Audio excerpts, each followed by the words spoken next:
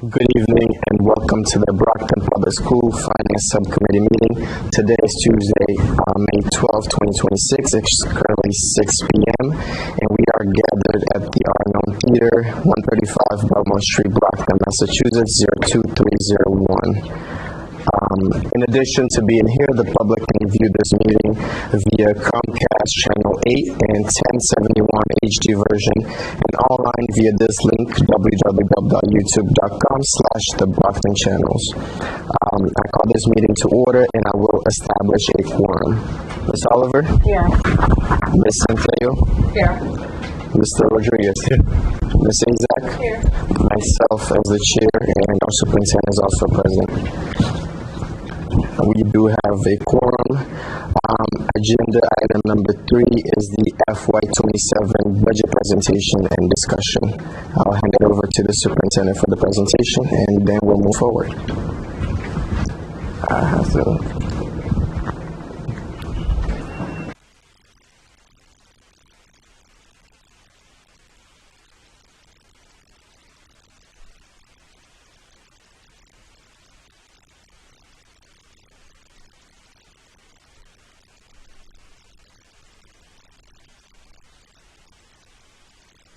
Okay. Good evening, everyone. You can't hear me? Is my sound okay? Oh, all right. Good evening, everyone. I'm going to get started with presenting our FY27 budget, and then I will be members of our finance department to support me with the presentation and to answer questions. All right, so I will start by just explaining the contents of our budget. So our net school spending budget comes from two main sources, which is also called Chapter 70. I know we hear that term a lot. And the state also establishes an amount that must be allocated by the city, which is also called the local contribution or local minimum contribution. This is what gives us the net school spending budget. So for today, you'll see, and we'll read it as well, that allocated number is $250 million. From this amount, we pay for chargebacks to the city that are outlined in our Schedule 19, and then that gives us the budget for our next fiscal year. So this slide gives you an idea of how our budget is changing from FY26 to FY27. So this includes Chapter 70 and the local contribution, which are calculated by the state. So as you can see, there has been a 2.1% increase for our Chapter 70 aid and an increase of 3.6% for our local minimum contribution, which should bring our overall net school spending budget to an increase of 2.4%. Unfortunately, because our city chargebacks and Schedule 19 costs have gone up so dramatically, our bottom line net school spending budget is actually 0.3% less this fiscal year than it was last fiscal year. So here you see on this chart, it outlines the charter tuitions, school choice tuitions, and special education tuitions. Those are the chargebacks that are outlined by the state. And so those have gone up by 7.2%. However, our city chargebacks, which I'll get into in more detail, and Schedule 19 costs have gone up by nearly $7 million, which is 10.8%. So overall, this means that while the contribution the state and the city are supposed to be giving us is larger, unfortunately, the end amount that we're receiving is less. So I want to dive deeper into our city chargebacks, which are also, again, often referred to as Schedule 19. So these are the upfront costs we pay to the city. Here you see our Schedule 19 costs over the last 2 years is what has been proposed for us for next fiscal year. Chargebacks are portions of salaries for city employees who work on school-related items like payroll and procurement, as well as costs incurred by the city for the schools or held on the city side, such as health insurance and pension costs. So last year in my presentation, I stated that we had been working collaboratively with the city to create a clearer methodology for how we calculate these costs. I reported at that time that we had made a huge amount of headway. Unfortunately, since then, I do not believe we have made any additional progress since that time last year. If anything, I'm a little less clear about the data in front of us. For example, I was able to see today that City Hall is in fact making cuts in all departments. Yet, if you see on the where charges pull related costs reached 5% more this year back to the city. I'm not certain how it is derived, but our city is joining us here tonight, so I know we'll have time for Q&A, so perhaps he can help us understand those numbers.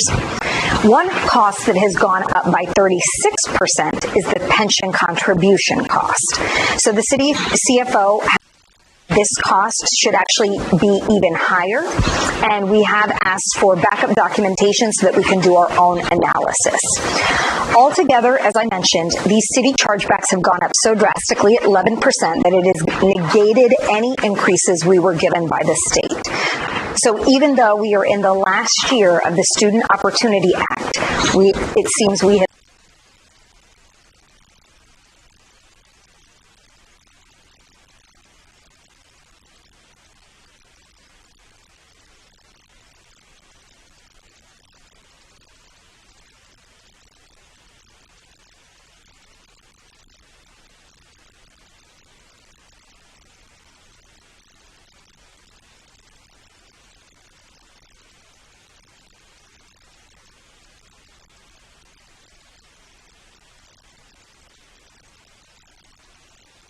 and non-net. While we knew that we were going to have increased health insurance costs and increased salaries as a result of our collective bargaining agreements, negotiations that we did this year, and our COLAs, what we had not planned for was the stark increase in our pension obligation bond contribution. At our April 7th meeting, we thought that increase would only be for $500,000, but it ended up being almost $4 million. So that all being said, even when we thought that our budget was at $254 million for non-net school spending, for net school spending, because of the increasing costs in salaries and health insurance that we were expecting, we knew that this meant that we were essentially level funded. So back in February, you all received a memo from the CFO at the time stating that even though we were receiving $8.2 million in an increase, that would essentially be level funding because of our increases in salary and health insurance. So we knew early on at that time in February that we were going to need to build in some additional efficiencies to make sure that we were meeting that. Oh, is it Mike? Oh.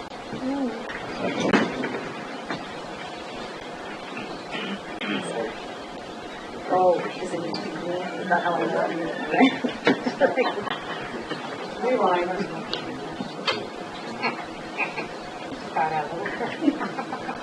Let me start all over. No, it's riveting stuff. Okay. All right, is that good? Okay. We can hear you. All right, so we have started earlier in the budget season trying to figure out what were the efficiencies we could build in, where could we cut costs, because as I stated earlier in the budget season, one of my main goals was hopefully to not have to cut positions. So back then in February, we already started to think about some of these things. So here are some of the leading questions that we were thinking about, which was what can we prepay now so that we do not need to budget for it for next year? How can we leverage our carry forward funds? What can we plan to pay now with the remaining funds from this fiscal year? So meaning the spending that we have not already done for this year that we had planned to. What offsets can be applied towards next year's funds? What non-personnel reductions need to be made? And then what personnel reductions need to be made? So we were looking at all of those different things as we were planning for our budget. Obviously, the last question we wanted to ask was what personnel reductions would need to be made. And so at this time, I would like to invite up Kim Tsai and Sarah Butler, or just Kim? Whoever would like to join us. We have 2 seats here. Would you like to sit? You guys can both join us if you'd like. It's up to you.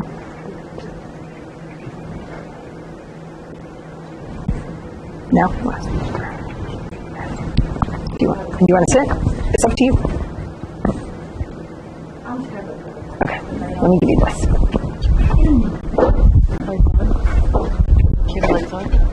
you have the lights on? Or no, this is good. No, thank you.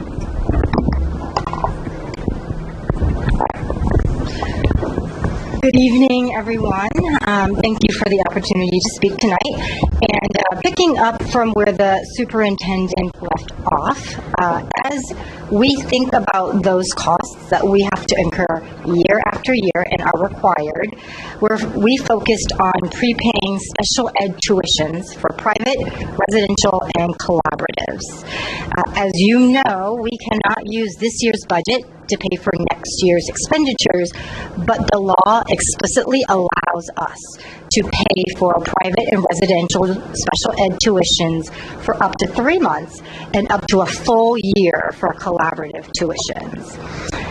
Now, we are recommending that we use the carry forward funds to front load tuition costs.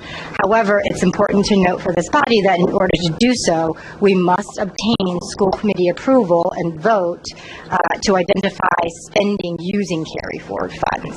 But we do need a vote in order to present a balanced budget to prepay special ed tuitions. So in order to remain fiscally prudent in addressing reductions for next year, we moved the spending deadlines earlier to identify the amount of unspent funds.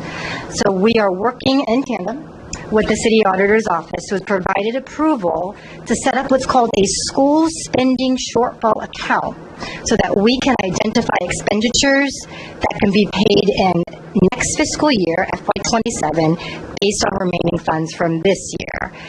That way, this will help offset costs for next year.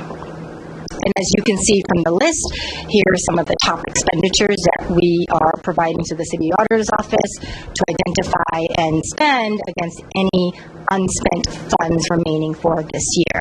The largest expenditure amounts to laptops, followed by a lot of our software and curriculum needs for next year.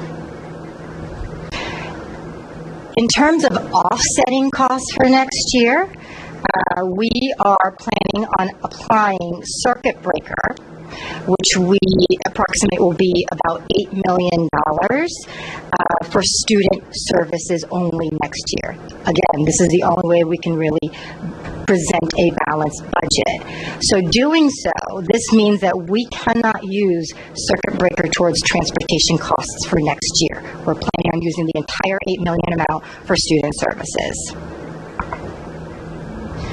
So after identifying offsets and leveraging carryover funds, if approved by school committee, we are left to determine whether there are any reductions to non-personnel that can be made as well as personnel, which the superintendent will present on a bit later. We identified several sources of non-personnel reductions, and we have provided the list on this slide in descending order. And as you can see from the slide, we are hoping to decrease our technology budget, costs for instructional supplies district-wide, and transitioning to centralized printing. Doing those three things will yield approximately $8 million in savings for next year. And finally, at the 30,000 feet level, we took several steps to address the necessary reductions for next year, is what is just an overview, a recap in this slide. Again, it presents some of the main cost reductions that we just went over, including any offsets that we are planning to take in order to present the budget that we submitted a few days ago. And speaking of the budget that we submitted for your review, this slide presents a high-level analysis, and it's not surprising, and it's comparable to other large urban districts, that staffing represents our largest cost driver at nearly 83% of our entire budget. The next largest costs are attributed to utilities, overtime, and facilities costs. So this slide is essentially the same information presented in the previous chart, but it provides additional detail as to how our budget is made up for next year, our proposed FY27 budget.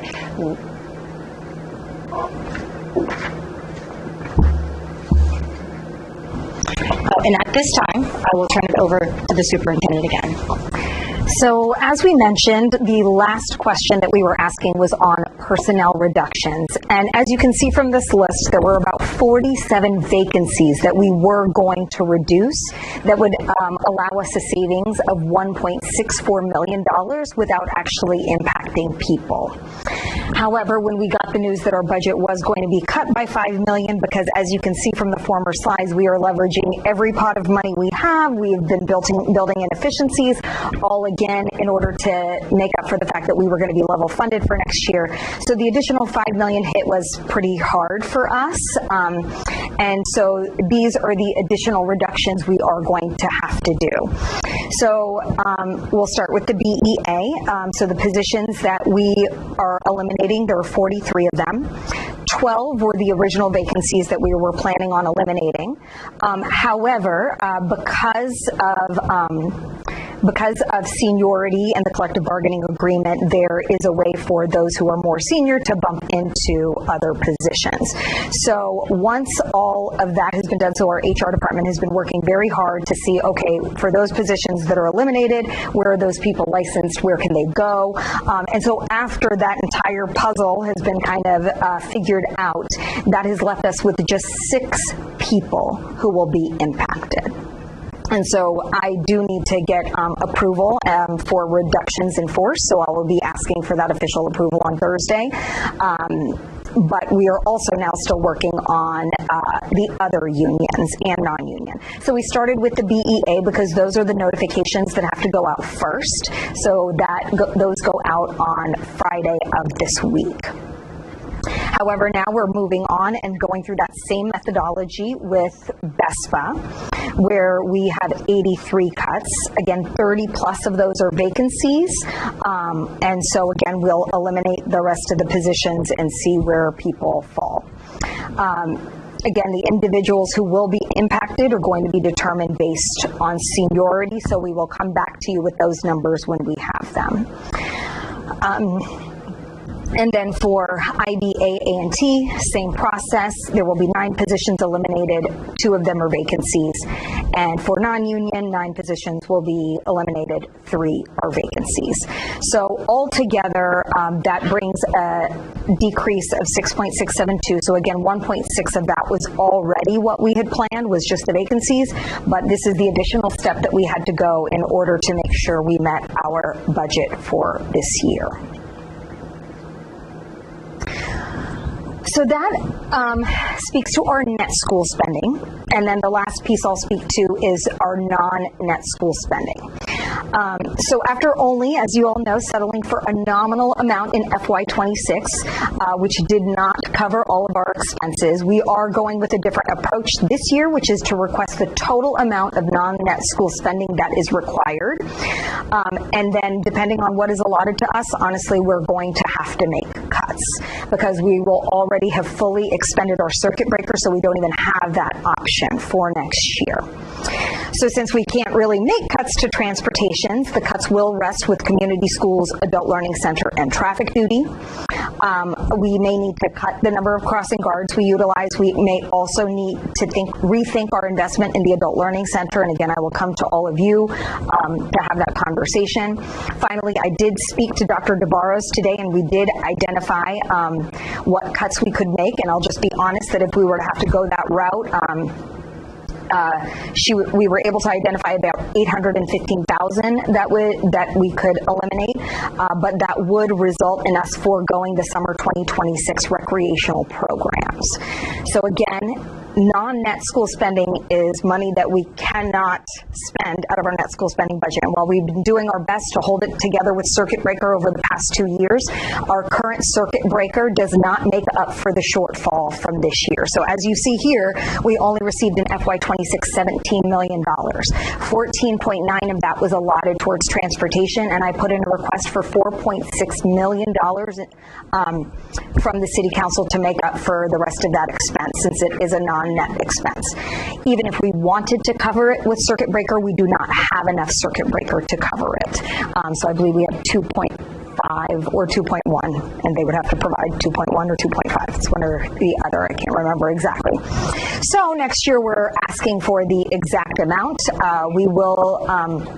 We are reducing some positions already in community schools, so that is bringing us down to 722, and that's indicated in your binder. But again, if we were to have to eliminate more, that would then very much impact programming. The Adult Learning Center, we're asking, last year we had 240, this year we'll need 250, 551. For transportation, we need it fully funded at $22,749,536. In this allotment, we have accounted for new vehicles that we have discussed as a body, as well as refurbishing or, switching out those vehicles that are older. And then for traffic duty, we're asking just to be level funded, but that brings our non-net school spending request from $17 million last year, which is what we settled for, to $24.422 for this year. So that is a $7 million increase, but those are expenses that cannot be funded by our net school spending budget. And I know at this time, there is a large appendices, and this will be placed on our website. And also, you all received it. I know you haven't had time to look at it, but we will be printing it for you. But one of the things that we have done for you is, I wanted to highlight this. So this was one of the sheets that was provided to us by the city CFO that showed sort of our expenditures. One of the things that we did want to ask about, because we do find it a little confusing, terrible with this mic today, is that here you will see that we are supposed to be red. It says level funded for our transportation and for community schools. So it says it's going to be 20.075657. However, when you go to the bottom, the actual allotment we're getting is only 18 million. So I wasn't sure if that was some kind of mistake or accounting error, because it is very clear that that is the allotment that had currently been provided to us, and that hasn't changed in even the city CFO's spreadsheet. So I did want to ask about that. But another thing that we did in this presentation is we do have our enrollment figures that I provided to you last year that really just demonstrate that while our enrollment has declined, our specialized populations have increased. And this was the same last year. So special education has increased, English learners have increased, so the percentages that we are serving of English learners and students who are on IEPs is actually a greater percentage and higher than it was in the past. And then if we move forward, again, this just shows sort of the enrollment trends for the Commonwealth. But we also had received several questions from this committee last year. And what we did this year is, in anticipation of some of the questions you asked last year, we went back and looked at them and went through and provided updated answers so that you could look at them. And then for this year, we will do the exact same thing. When we receive questions, we will provide you not only with the answers, but we will provide those answers publicly as well. So for example, that one was specifically a question that we had received about the number of early college teachers that we employ. So we updated those figures for all of you. The next one was about the finance office, and there were 7 FTEs in the finance office. Who were those people exactly? So they were 4. We've updated those: 4 on payroll, 2 in finance, 1 on workers' comp. So we have those all listed. I won't go through all of them unless the questions come up again tonight, but I did just want to make sure that we are being transparent and that every question that you ask, even if it's over email, we will make sure that you receive the responses, but we will also make sure that the responses are provided to the public.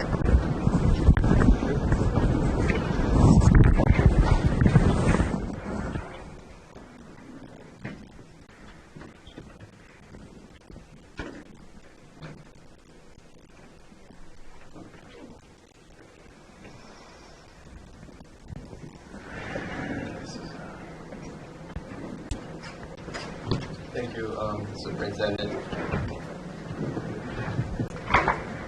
And so just one final thing, if I may. So, it's off again? What did I do with the screen? No? Is it on? Okay, thank you. One final thing is, I know you have your budget books in front of you, and just like last year, you'll receive different iterations based on the revisions that we make or the suggestions that you make. But I did just want to acknowledge the fact that we were hoping to get this to you on Friday. We got it to you on Saturday. We had some technical difficulties on Friday when it was all done. But I do also just want to say that you will be getting updated ones for Thursday, where we will have totals figured out or listed. Again, I will be honest that the work that we have done the last 2 weeks, which would have been in refining this presentation for you all, was really about figuring out what our reductions in force were, trying to make sure that we had planned with the unions, worked with the unions to determine what positions, to figure out with HR where those people would be going, and then to actually determine, because it depends on which positions you cut as to what the actualized savings are going to be. So there's a little bit of a domino effect when we're trying to do this work, especially so quickly. And so it was a little bit of a mad dash, not exactly the way it went last year. And so I do just want to acknowledge that and let you know that whatever feedback you'll provide, we can get you a cleaner version in the coming days. All right.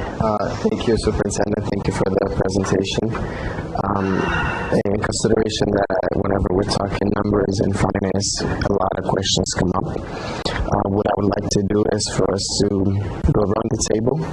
If we can have our top 3 major questions that we really want answered, so everybody gets the opportunity to ask a question, make a comment, whatever the case is, and then we can move into a more discussion-based, free-flow type of conversation. We can start with Ms. Oliver, whenever you're ready. So much to take in, breathe, pray, and try to gain my thought. Thank you for that presentation and really being transparent and honest with what's going on. I'm extremely angry, frustrated, and I just trying to figure out why it's always the school that has to basically cut and reduce everything that's basically going to jeopardize our students' education, especially the SPED department. But my first question is a 5% increase from the city if the auditor is able to give us the information of where the balance sheet, the data, the information that support the 5% increase.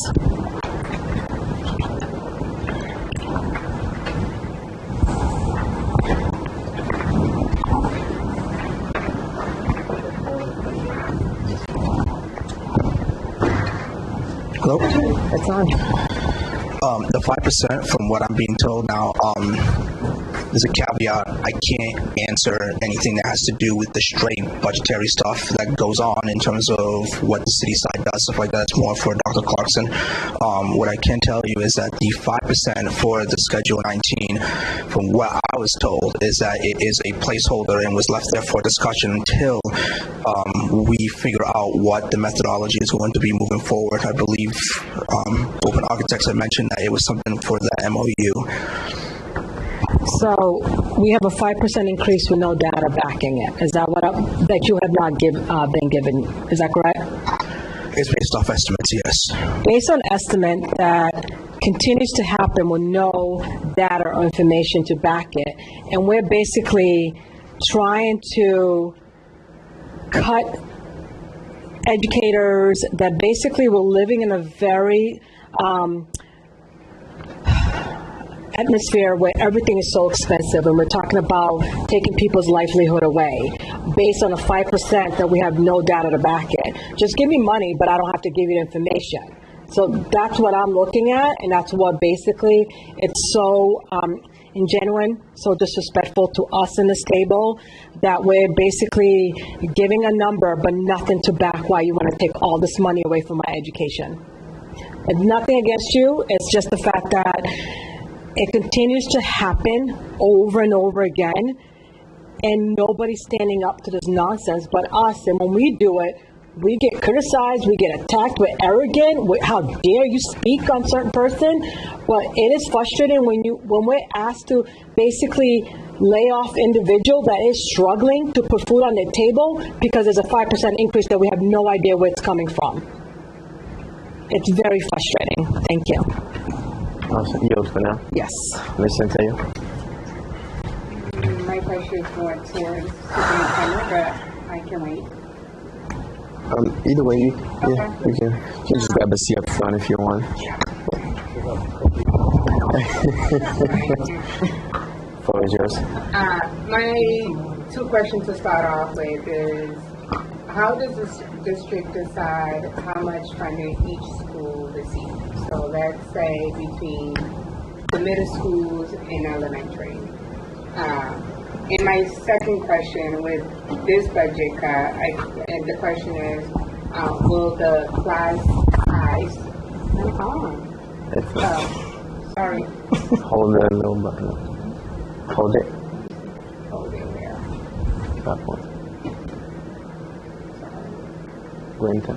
Okay, there you are. I'm like, not even turn on, so sorry about that. Should I repeat the question? Yes. Okay. First question is about how does the district decide how much funding each school receives? So between elementaries and also middle schools, and of course we have many different high schools, and feel free to talk about that. And the second one, with all these budget cuts that we're talking about, is that going to impact classroom size? Is it going to decrease, increase, or stay the same? So we'll start with on the things that are sort of simple, like instructional supplies.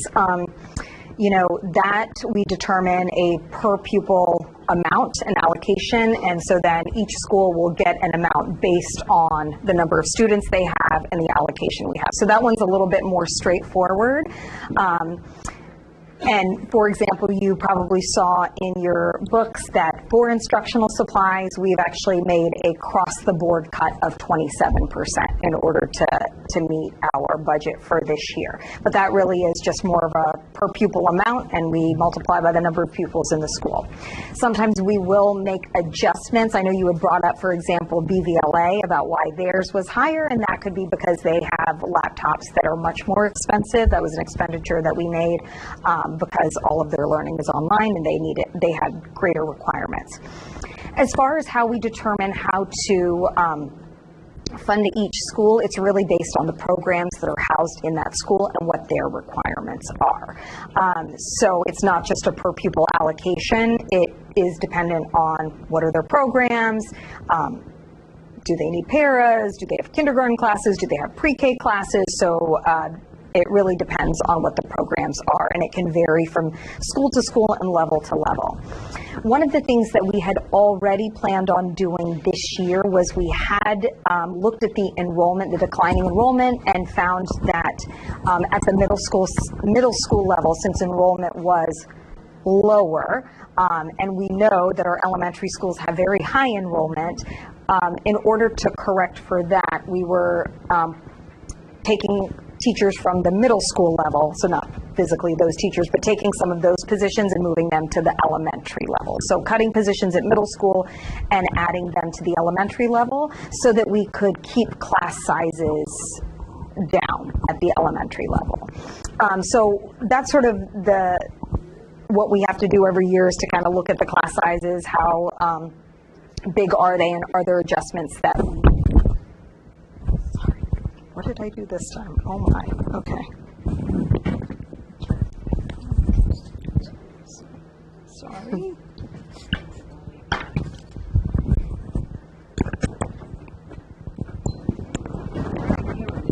What am I doing? I'm gonna just hold it. I didn't hold it. Got it.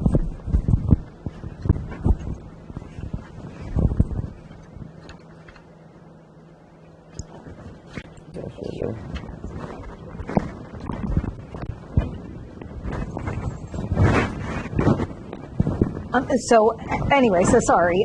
So that is sort of an iterative process that we have throughout the year. So that was something we were kind of looking at all year. Now, obviously, because we have had to make additional cuts, I would say, to answer your question, yes, class sizes will probably be larger in some cases because of the additional cuts we're making. When we were just cutting vacancies, I could say they were going to pretty much stay static because those are positions we've already gone without. But now that we're cutting so many positions, I don't know how many yet, but I think it's fair to say that there will be class sizes that are larger. To educate the public, and when you say larger, can you give us an amount? So right now, in some schools, are we at... Do you mind if I invite up Dr. Spalding to answer that? I think she'd be able to speak to it better.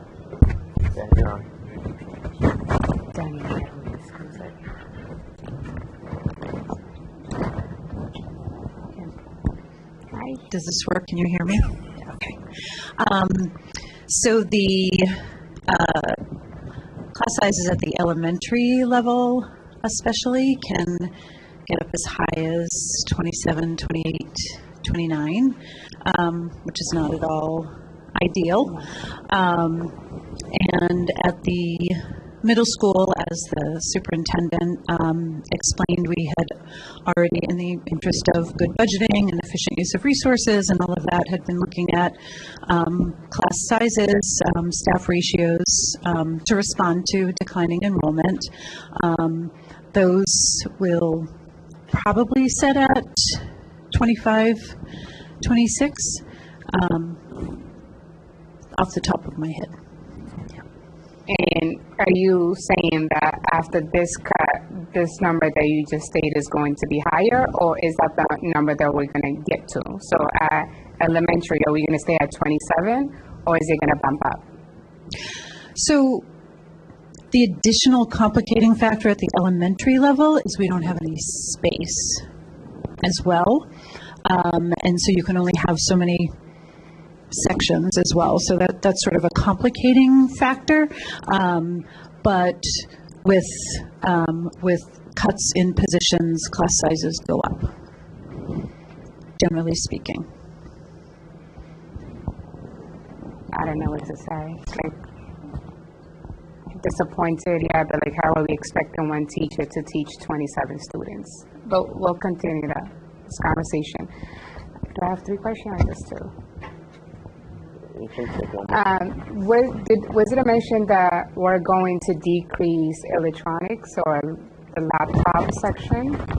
So yes, we are going to. We actually have recently done a technology audit. So we are going to be. We worked with our IT department to figure out where we can take down those expenses, not just as a result of an audit, but also as a result of an earmark for laptops that we received this year, so we can offset the cost that way as well.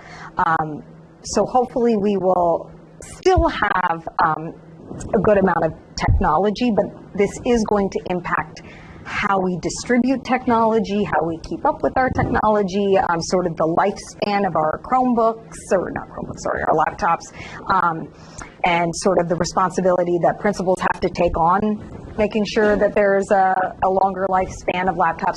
So, I mean, I think some of these are efficiencies we would have wanted to build in anyway and would have built in anyway, but yes, that is an area where we're cutting because we have purchased a lot of technology in the last few years, and we do have an earmark for laptops, so that was an area we could cut. I mean, when I first came on, I did the tours of my school, and that laptop was a consistent issue across all the schools. They're older, they break fast, and are we then, since we know that that's a concern, are we thinking about as a district to start heading towards leasing a laptop instead of continue to buy cheap ones and not lasting us for we have looked at leasing versus buying, and we do always choose the option that does make the most, that is fiscally most responsible. we do know it's a concern, but I think there's also some work that we need to do on technology and just how we look at it as a district. So I think there were some really interesting learnings in the audit that I'm looking forward to bringing to you all because,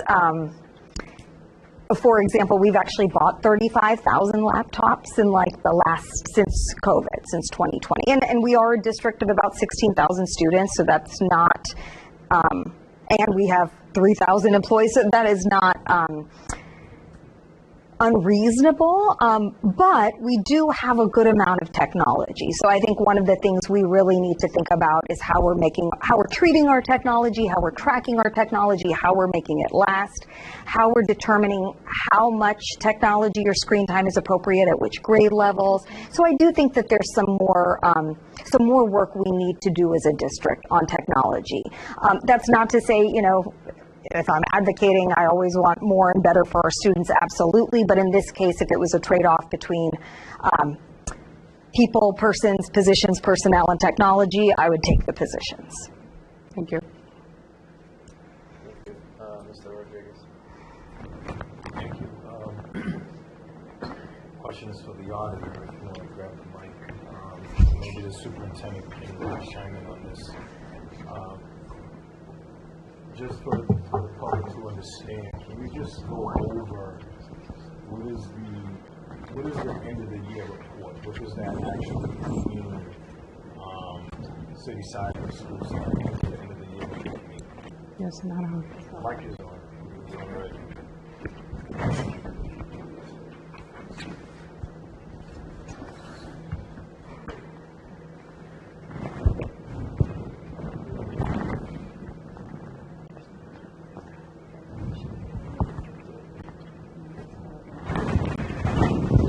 School matter report. We planned for that, yes. Okay, good. Because this is.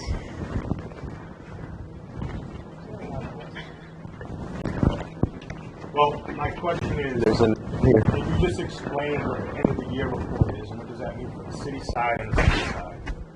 For the public to understand what the report is. So the end of year report is a report that we submit to SE. It has two types of numbers in there. It has the budgeted amounts, and those numbers usually you can't touch at all. And then you have the actuals that then we would go into the general ledger and see what did we actually spend on relevant net school spending costs. When we have all of that in there, then it'll go through the equations as to, what's valid, what's invalid, et cetera, and it'll pop out a number down there of how much the district is supposed to spend, for a particular fiscal year, which is the foundational budget.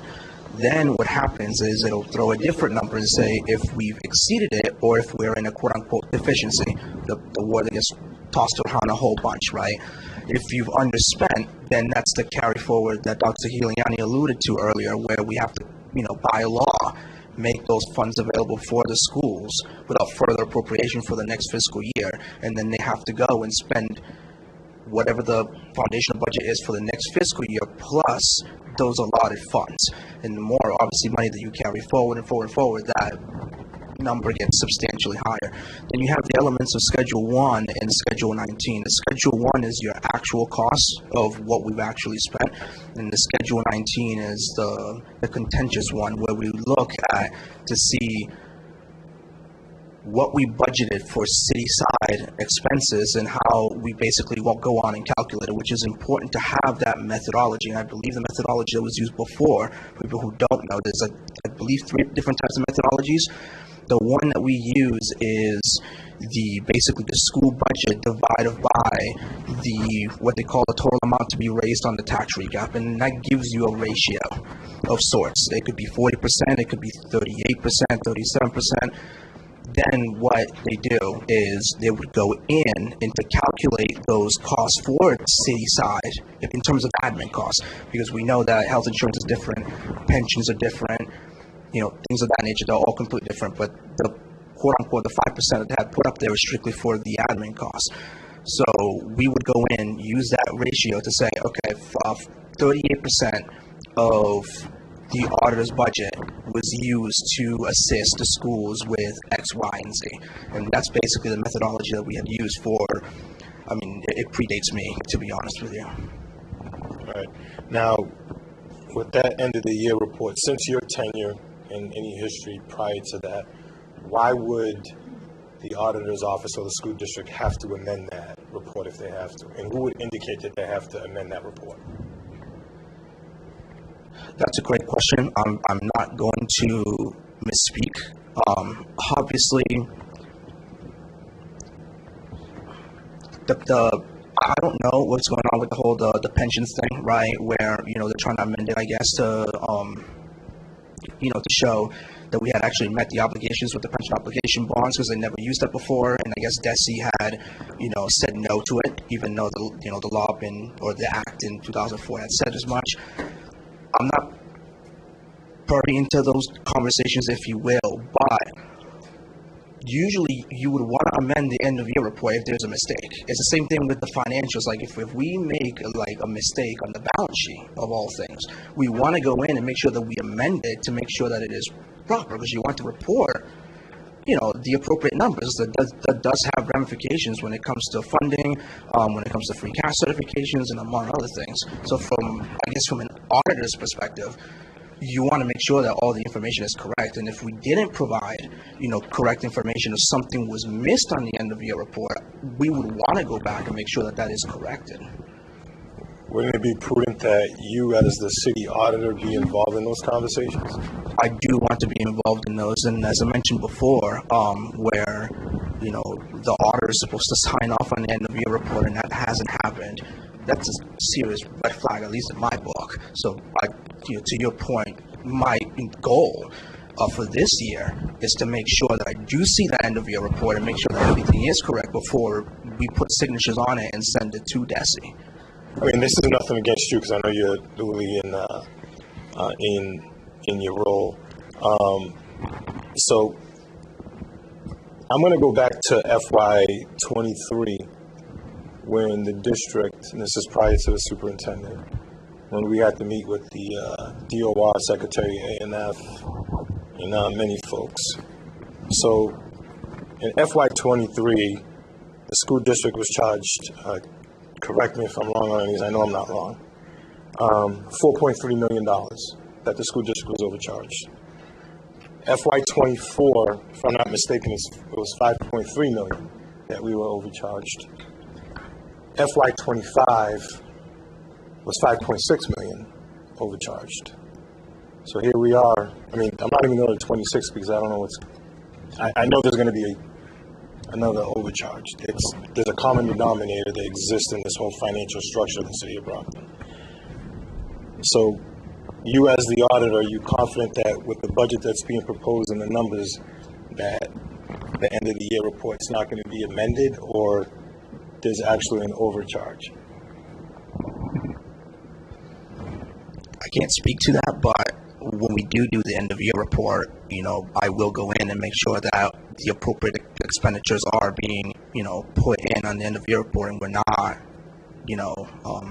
overcharging the schools, if you will, if that was the case before. As I mentioned, I don't know what happened with my predecessors. I don't know what transpired in the past, but my goal moving forward is to be as accurate as humanly possible. So on the Schedule 19, so we're coming up with a methodology of a 5% chargeback on that. So it bothers me. It bothers my colleagues. I'm not sure if it bothers the other governing body, because it seems like the only governing body that's trying to hold people accountable is this Brockton School Committee. That these conversations happened at the State House, and I was in that office when they talked about these overcharges, but it still continues to happen. We can't point the finger at certain individuals because they're no longer with us, and there's only one common denominator. I mean, and that's not you. And it's kind of frustrating that some of the questions that I'm asking can't be answered because it seems that like you're being secluded in a closet, per se, to gather certain information to answer, because at the end of the day, you don't report to that individual. You're supposed to be able to audit him, correct? Yes. Is that happening? As I mentioned in the prior meeting before, we do want to start doing internal audits on not just, what people may deem the finance department, but to all departments. I just don't have the manpower, if you will, to do that all at once. We want to obviously identify if there's something wrong, mismanagement, fraud, waste, insert issue here. But as I mentioned before, we're trying.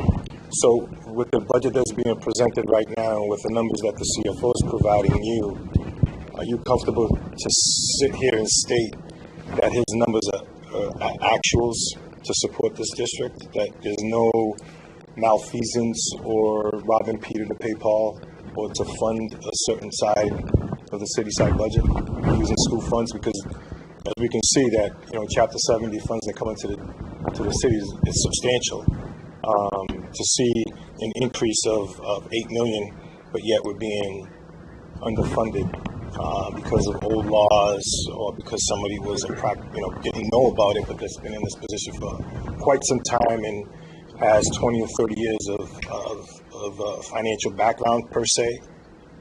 Are you comfortable that what's being presented here, that your office can, let's say, put a check mark on it? Yeah, this is actuals, that the city can do this, or you see any consistencies? Well, yeah, there's no fraud or anything like that with that. It's currently what we have, unfortunately. And I think I mentioned somewhere along the lines of the accounts committee of talking about a structural deficit. And we know that we're in a structural deficit, and we know that we're having to use reserves to balance the budget. And it's not just obviously our municipality, there's a slew of other municipalities as well.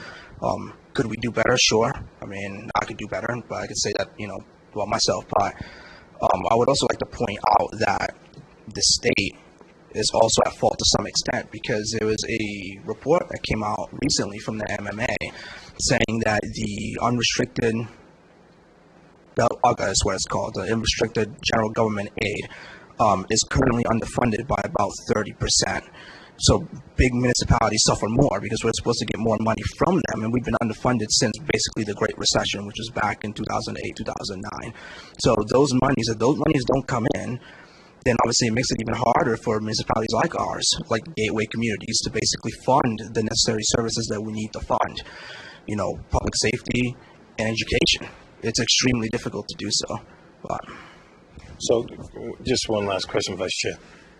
So you stated there's a structural deficit. Is that a structural deficit on the school side or the city side? City as a whole.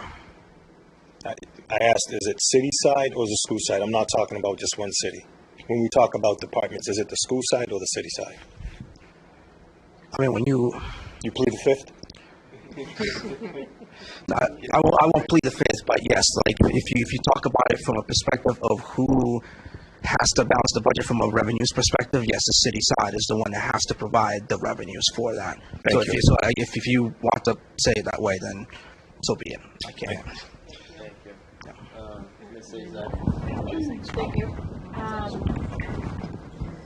I have a couple of questions, but one is really a statement, because I think I'm the only one that's sitting here, other than Mr. Sullivan, that has sat here and seen, layoffs. And we need to do what we need to do, but I'm not going to lay anyone off.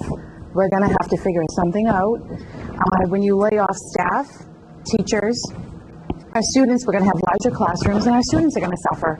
And I don't think sitting here, we're helping our students.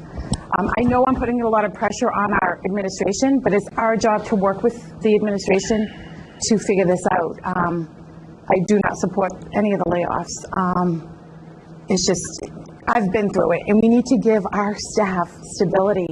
And for year after year, before Mr. Rodriguez came on the committee, I think that was the first year during COVID that we didn't lay anyone off. And, we lost a lot of great employees. And, we're lucky to have a lot of these employees that work for Brockton Public Schools, and they really put a lot of their heart into what they do for our kids. So I really don't support layoffs. So I'm just one vote, but we got to figure something out. So, I was on the dashboard the past couple of days. I've been looking at the dashboard. Thank you to Ms. Butler for helping me out here. So I saw some areas, we have technology, and, a lot of stuff is paperless, but we spend so much in toner, and leases, and so if we're going technology, then we need to look at, we're talking about hundreds of thousands of dollars. So that just makes me think, like, are we going paperless, or are we, again, I'm not saying get rid of them. I don't want my phone to stop blowing up in the emails. I'm already getting those for other things, but it's just that I think there's ways that we can look at things. Last year we looked at, some of the leases that we had, so we cut down on the leases. I don't think that really helped out a lot, but we need space. But so that, that was one area. But one recommendation I would like personally is, as I'm looking through the budget, some of the schools, I know what their numbers are because I'm looking at their staff. I'm looking at, principal, assistant principals, all their staff broken down. But I know some schools have some really large numbers. So where can I find the information as to like what each school has as far as like the number of pupils that we have, the number of students? The rest of the committee might not need it, but I'd like to look at it. So I know that we have the numbers in the budget book from last year. I know they're not updated from this year. They are also by school on the DESE website, but we can certainly send you a list. It's okay. I don't want to add more work. Just tell me where to look, and I will go and I will handwrite.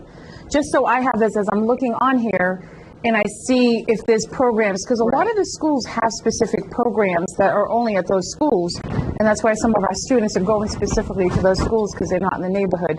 So I just want to look at the numbers and see, because, again, I'm not in support of laying off anyone, but some of these schools, you need the staff members if you have 800-900 kids at a school. So we're not helping out the rest of the staff either. And then the other question I have is, again, if it's somewhere online, I can go and print it out myself. But when we look at the gross salaries, this is 2025.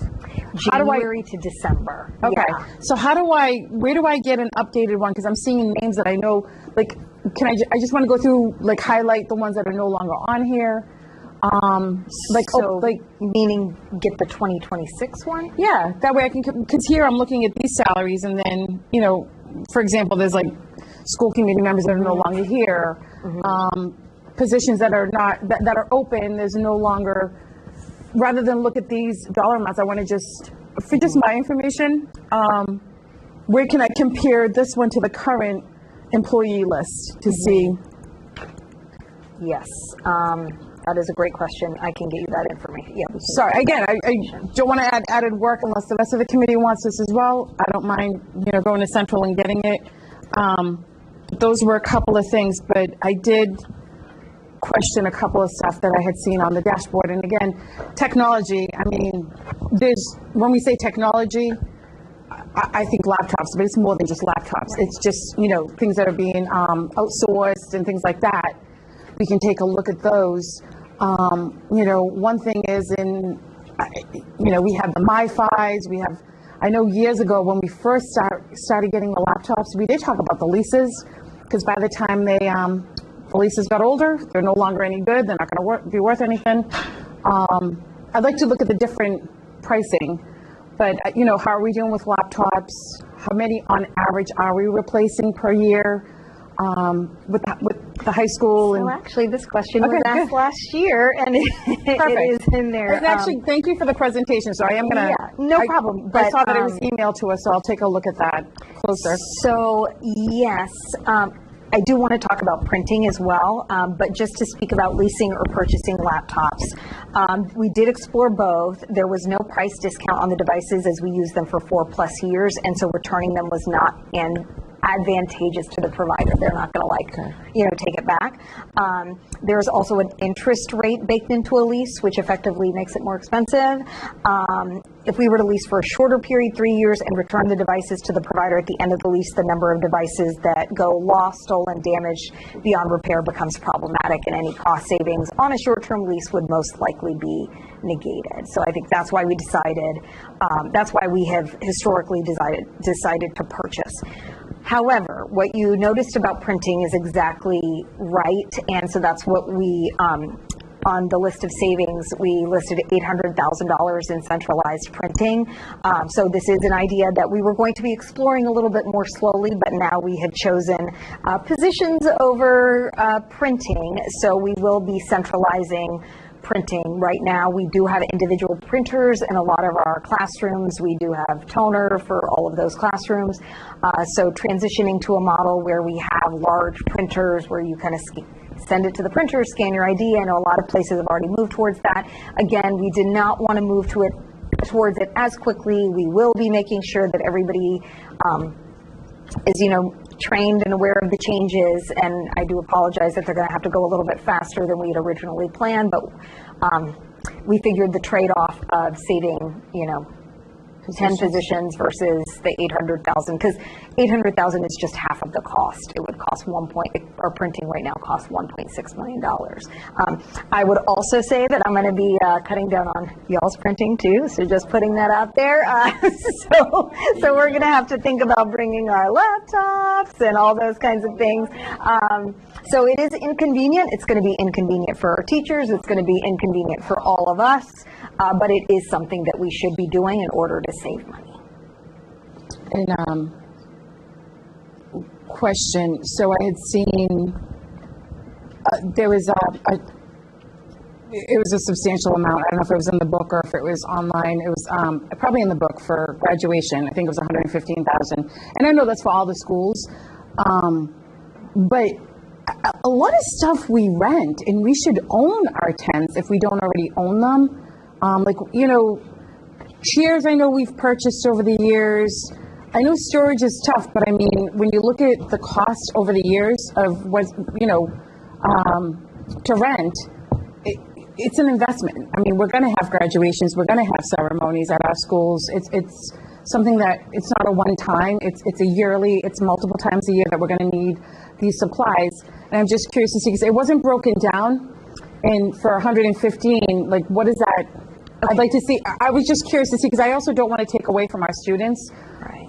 But I'd like to see, because it said, moving forward ceremonies, things like that for the kids, but where's the big bulk cost? I mean, should we invest in our own tents? I know we have them, but maybe... Right. So I can get you that breakdown. I do know that we always are trying to balance purchasing with storage too. So that is another consideration as well, but I can definitely get you the breakdown for the graduation expenses. No, definitely. And then my last comment on the storage is, I saw the containers. Some of them are like a few $100s a month. So can we get a list of how many containers that we actually, I know we own a lot of those containers, and how many containers are we actually paying? Are we paying to rent them? Because obviously I saw one that was $3 something. I was at one of the schools. So just curious, because if we're paying every single month for something, it might just be cheaper to get storage space. We have a lot of storage companies within the city that we could probably put a bid out and see if we have somewhere to store things. But those just some minor stuff. I'll let my other colleagues ask questions. But thank you, Ms. Izak. Mr. Pina. Madam Superintendent, how are we doing today? We're doing all right. It'll be We've been easy, better. I promise. So when you came to Brockton, did you think that you would be managing decline? Enrollment? No. Oh. In overall decline. In the budget. school in itself. I mean, if we don't get the money to fund budget, yeah. If we don't get the money to fund what we have. Yeah, I mean, no. Well, I mean, in all honesty, I knew that the deficit had been big news, so I knew that there were some financial difficulties. I'm not going to say I wasn't aware of that. I did feel confident in our ability to build in efficiencies and save money, and I think we did that last year. I was actually, even though we were level funded, because of the efficiencies that we built in and because of the leveraging of the funds, I was actually going to be very happy to report that we weren't going to be laying off positions. So unfortunately, that's not how it went. If we could have even just stayed at the 254, I think we would be in a much better spot. So I wouldn't have expected that. However, I have also expected, as we all are, that there is going to be a much larger fiscal cliff in FY28. My hope that I know I mentioned in previous meetings was to be able to leverage that net school spending carryover so we could be strategic into the future when that cliff came. Unfortunately, we're leveraging it now, and we're using it to purchase, again, with your approval, we're using it to purchase or to prepay tuitions. But again, what's going to happen then is when we have to pay those tuitions next year, they're going to end up on our general budget. Like, this is going to catch up with us over time. And so, my desire to be strategic, I thought that would be, I thought that we would be able to do a little better. I will say, honestly, too, I've been very pleased with all of the efficiencies and savings we built into our transportation department. And so I'm very disappointed that is not coming fully funded, because I think we are doing a great job and we're saving the city a ton of money. So to be constantly underfunding us purposefully, I think is completely inappropriate. I think that, we've done our best to provide circuit breaker to do our part, but I think we have done our part. And I think that when you look back at that FY23 deficit, half of it was transportation, and that is a non-net fund. And my goal, as I've been here, is not to point fingers, not to blame. I've tried to own it all and say, we're going to fix it, we're going to fix it, we're going to fix it. I will say that what I had hoped at the end of that would be that we wouldn't be laying off positions, that we would be rewarded for those savings, that we would be able to leverage our funds to make our system better, to enhance and enrich what we're doing, not to deplete it. So in that way, I am very disappointed. So as a superintendent, should you budget to your priorities and to your strategic plan, or should you budget to what the city doesn't give you? Well, so I think that's a great question, because last year I budgeted towards what the city could give, because again, I was trying to bridge that divide. I was trying to work with the city. I knew that there were issues, and I was trying to do my part. I don't think we were rewarded for that in any way. I don't think it has benefited us in any way. And so that's why this year I'm asking for what we really need, which is 24 for non-net. And honestly, we could have done with the 254 in net school spending. Would I like to go and ask for that at City Council? Yes. But it is also my duty, my fiduciary duty, to make sure that we are planning for what is very likely not just the worst case scenario, but our reality. And I know what the reality is, and I'll discuss that later on, but just to get back to the strategic plan. So right now, we have about 1,600 students that are below, and K through 3, that are below the literacy rate, that are failing. How can we, as a school district, fail these kids? How can we do, what is it that we can do that we don't fail them? Let me just say that. So I will say that I think that, we have seen increases in our literacy rates. I know that they are modest, but I think that truly is a testament to the investments in high quality curriculum, to the training that's been done by our teachers, to our teachers implementing that curriculum and buying into the science of reading and implementing the curriculum with integrity. And so I do just want to thank all of our educators, thank all of our leaders who have been supporting that effort. I think we've been making strides in the right direction. So am I nervous, that not even level funding us is going to have a negative impact? Yes. I think if we had at least been level funded, I felt comfortable that we could continue to make modest and slow and steady gains. It does make me nervous that we are now kind of going backwards in those investments. And again, we're doing everything we can to leverage our money to the best of our ability, but there's only so much we can stretch a dollar. And I'll just add that I'll be submitting an amendment to the budget to increase the spending on literacy to increase the acceleration programs, to double what we did this past vacation and add February as well, and also looking at how we can add additional coaches, how we can add additional Title I reading specialists. I really think that, and I'm going to make this point and then I'll let you guys go, but if we're looking at how we are going to prevent the need for all this special education, social emotional learning, any of the other issues that might befall these students, studies have shown that at grade 3, if they're not at grade level, it's very difficult for them to catch up because everything is compounding. I'm going to submit this amendment, and I will tell you that I hope I can get everybody's support because I think that this is the most vital group that if we want to turn this district around, if we want Brockton to be back to the old Brockton, this is where we make our stand, and this is where we really impact our students. I will say I had a long conversation with Dr. Spalding. I think that she's doing an amazing job. I think that the teachers in that grade level are doing an amazing job. And I hate to see that we would even consider taking a step back from the gains that we've made. If it was up to me, I would take away all these laptops, get rid of them completely, go back to pen and paper, get rid of a bunch of expenses that we don't need. I think we need to take those expenses and put them into the classroom, and that is just my feeling. But so actually, to that point, in looking at the IT audit or the technology audit that we had done recently, one of the considerations certainly is about the amount of technology we use in our lower grades.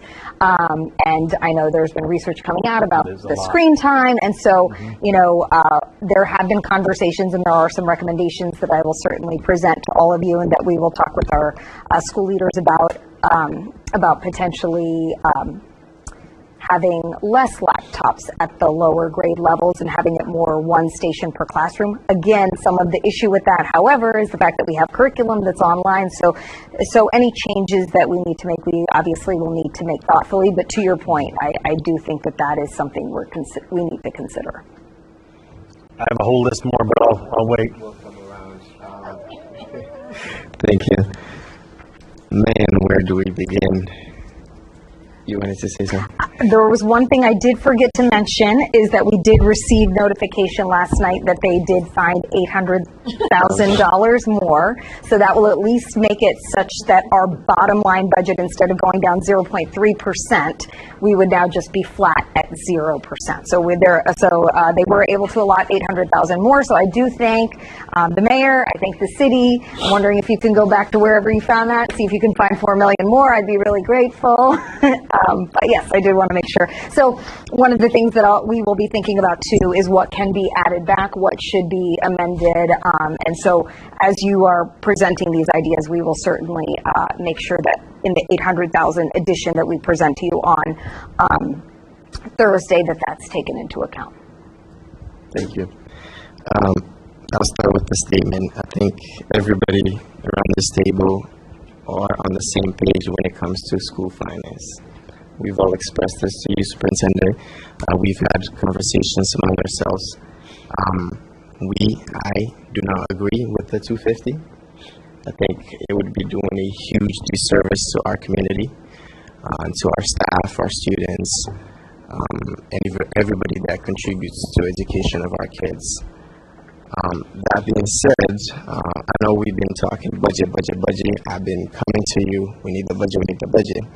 However, one thing that to me is concerning and disappointing at the same time, and I know Juan spoke on it earlier, is you hear a lot of projected numbers, anticipating or estimating.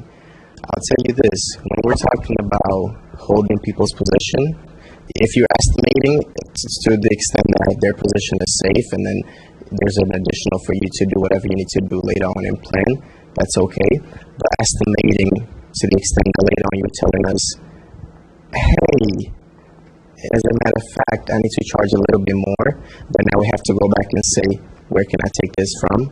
And it might cost someone else's job. That is concerning. This is not the budget that I anticipated. It's not the budget that honestly I'll be voting for. We have been asking these questions. We have been asking for documentations, for numbers. All we getting are estimates. Oh, it might change later. Then am I going to build a budget and then you come and tell me I need a little bit more than this, or this is a little bit more expensive than you already calculated? That's not going to work. I know Joyce has been reaching out to me for the budget, and I'm like, we ain't got the final numbers. For months, yeah, that's true, for months. But part of us putting this budget together is having all the accurate numbers with supporting documentation, proper documentation, audible documentation, correct? That we can say, these are the numbers that we have, this is what we can do if we need to cut, if we, keep things at baseline, if we increase, because God knows we need a lot more people, we need a lot more staff in our department, we need a lot more programs. Stephen is here trying to add more resources to the summer programs. I agree, we should, but where's the money? And I know Superintendent, you and I have had this conversation about, it is ideal that we ask for 254 and 24 and some change for non-net, and I agree we should, but I appreciate the fact that we also have to plan based on what the city is saying. This is what you're actually going to get. Because we do have to be realistic with our numbers. There's a lot of stakeholders and other individuals involved. There's people's job on the line. It is unfortunate that we do have to cut. Again, it doesn't mean I agree with it. I know we will have to if we don't get the funds. But there are just so many questions when it comes to putting this budget together. It's where do I begin? And some of these questions don't even have answers. We're looking at the numbers, we're looking at the composition of said budget.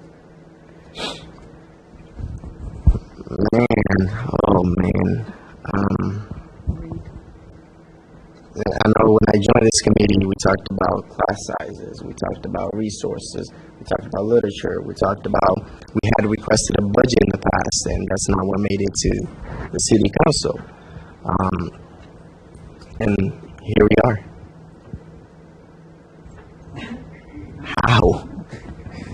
How do we go? We're supposed to be moving forward. We have a 5% increase in our Schedule 19. Where's the documentation? We can't say we're estimating this. We need to tell people these are the numbers. We need to cut, we need to do this, we need to make arrangements. We can't work on estimates. There's a fear classroom sizes might be going up. We were dealing with that previously. We still don't have enough space, and now we have, if we cut, that's another thing to add to the pot.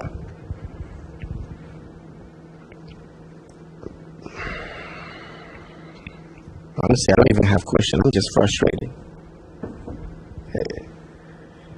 Ms. Oliver?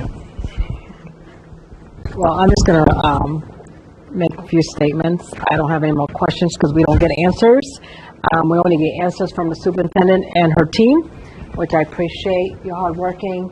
I'm sorry that being nice last budget only turned for us to get stabbed in the back again.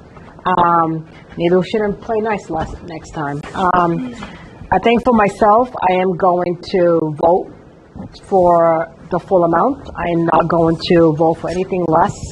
And then we are basically going to leave up to the city councilors. Are they ready to tell the educators and staff that their jobs are being taken away?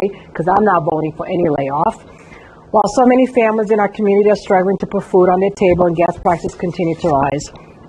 Are you ready to tell parents they need to find another school to educate their child with special needs because we are being forced to slash service? I refuse to make that decision. This is why this member will only be voting for the full budget. We can send it to the city councilors and they can make the decision, and then they're going to have to respond to the teachers, the students, the families. This is not arrogance. This is the reality students in Brockton have faced for decades. Even during my time going to the school in Brockton, we were always given the less. While too many people have held their seats and stayed silent. If money had truly been invested into cleaning our parks, making our streets safer for students, maybe people would understand why they're taking money away from their education. Look at the playground across the city. New families moving here cannot even bring their children to many of our parks. It's not kid-friendly. Parents have to leave Brockton just to find a safe and welcoming place for their kids to play. If you were taking money from the education side and putting it in the city so families with kids can invest in here, then I'll be okay with it. We lack green spaces where families can simply enjoy time together. I hope before I'm great, with my grandkids and my kids decide to come back to Brockton, there will be a place for them, a school that will educate my grandkids. But right now, I don't see it because it's a slap in the face every year. Every year, we get millions taken off. No answer, no data, no information to basically back up the slash. Buying home here looks very dim for a lot of families to come back because there's no school to come back to. We're not giving the proper education to our students in the future generation. How do we basically answer our students? What answers do we give our students? That every year this continues to happen. We can't educate them. We gotta say, they have to say bye to their teachers. Every year, this has to stop. We can't continue to laying off and have high scores and continue to beat the literacy. This is not, I don't even know what to say no more. I've been here for 3 years. The first year, we got slapped in the face, but because we were all having a meeting here, there was a budget already presented to the city councils. Whatever we voted, they didn't care. They didn't appreciate us. They didn't respect us, our vote. And now I think they're trying to do the same thing.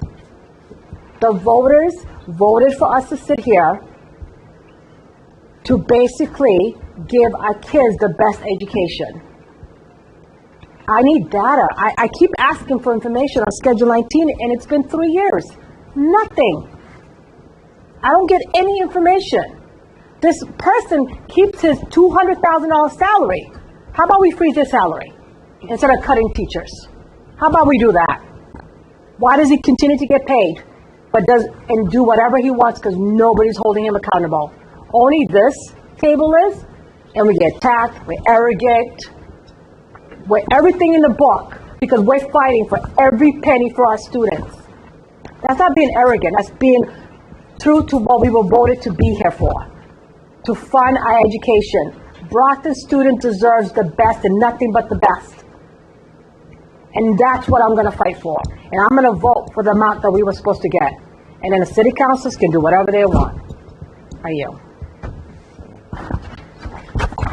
Ms. Cynthia.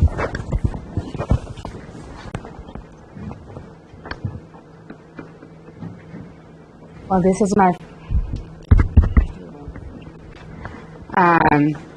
for me, when I was looking at this binder, I was looking at my schools and my wards, and I want the community to know how this is going to impact the service and the quality of education that our students will get in Ward 5. So I would like for us to look at the binder, if we have some time to look at the baker. My question is for the superintendent.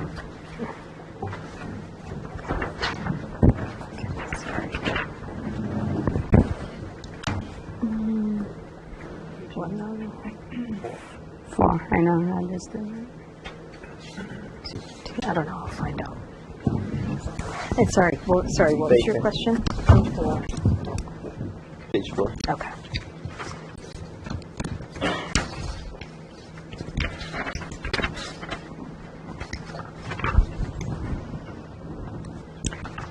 My question is, I noticed some decrease in the paraprofessional and also instrumental supply line. Can you help explain what's driving those change? One. Two, will this impact student support in classroom? Yes. So the instructional supply line was cut by about 27% for every single department in every single school. Yes, the reduction in paras that you see is as a result of the 83 paras that we're cutting. So not all 83 are at the Baker, but that's why you're seeing the reduction, not only in the elementary para line, but also I know you see it in the SPED elementary para line. So yes, this will impact, services. We will still be providing legally mandated services based on the IEP, but this is additional instructional support that will not be provided, yes. Again, I'm looking through mine. So if we can go to page 14, that's East Middle. I want to talk about, are there current any bilingual teacher vacancies at East? And does this proposed budget include enough support for bilingual learners? So we know that East, there's a lot of students that speaks different languages. So how is this going to impact the service that they receive in the classroom? So we did make reductions at East and at some of the other middle schools, again, based on declining enrollment. So that was actually an adjustment that we had made even before. And in that adjustment, we were trying to make sure that the students were getting all of the services that they needed. That being said, there have been some additional cuts because of the additional $5 million, again, in the paraprofessional line.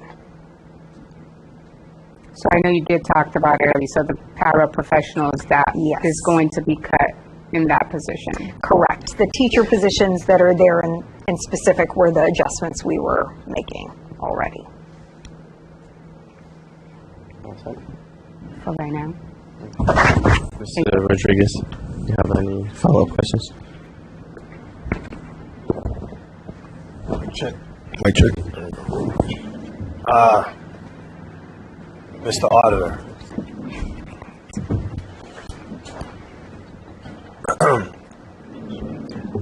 when we talk about being able to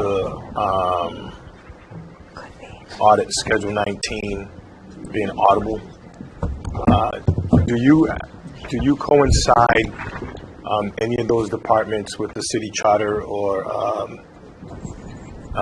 any, how can I put it? Like if you look at the city charter, do you coincide that if there's any financial component to the city charter relative from city side to school side providing services? Can you elaborate? I'll give you a perfect example. We'll talk about the parks.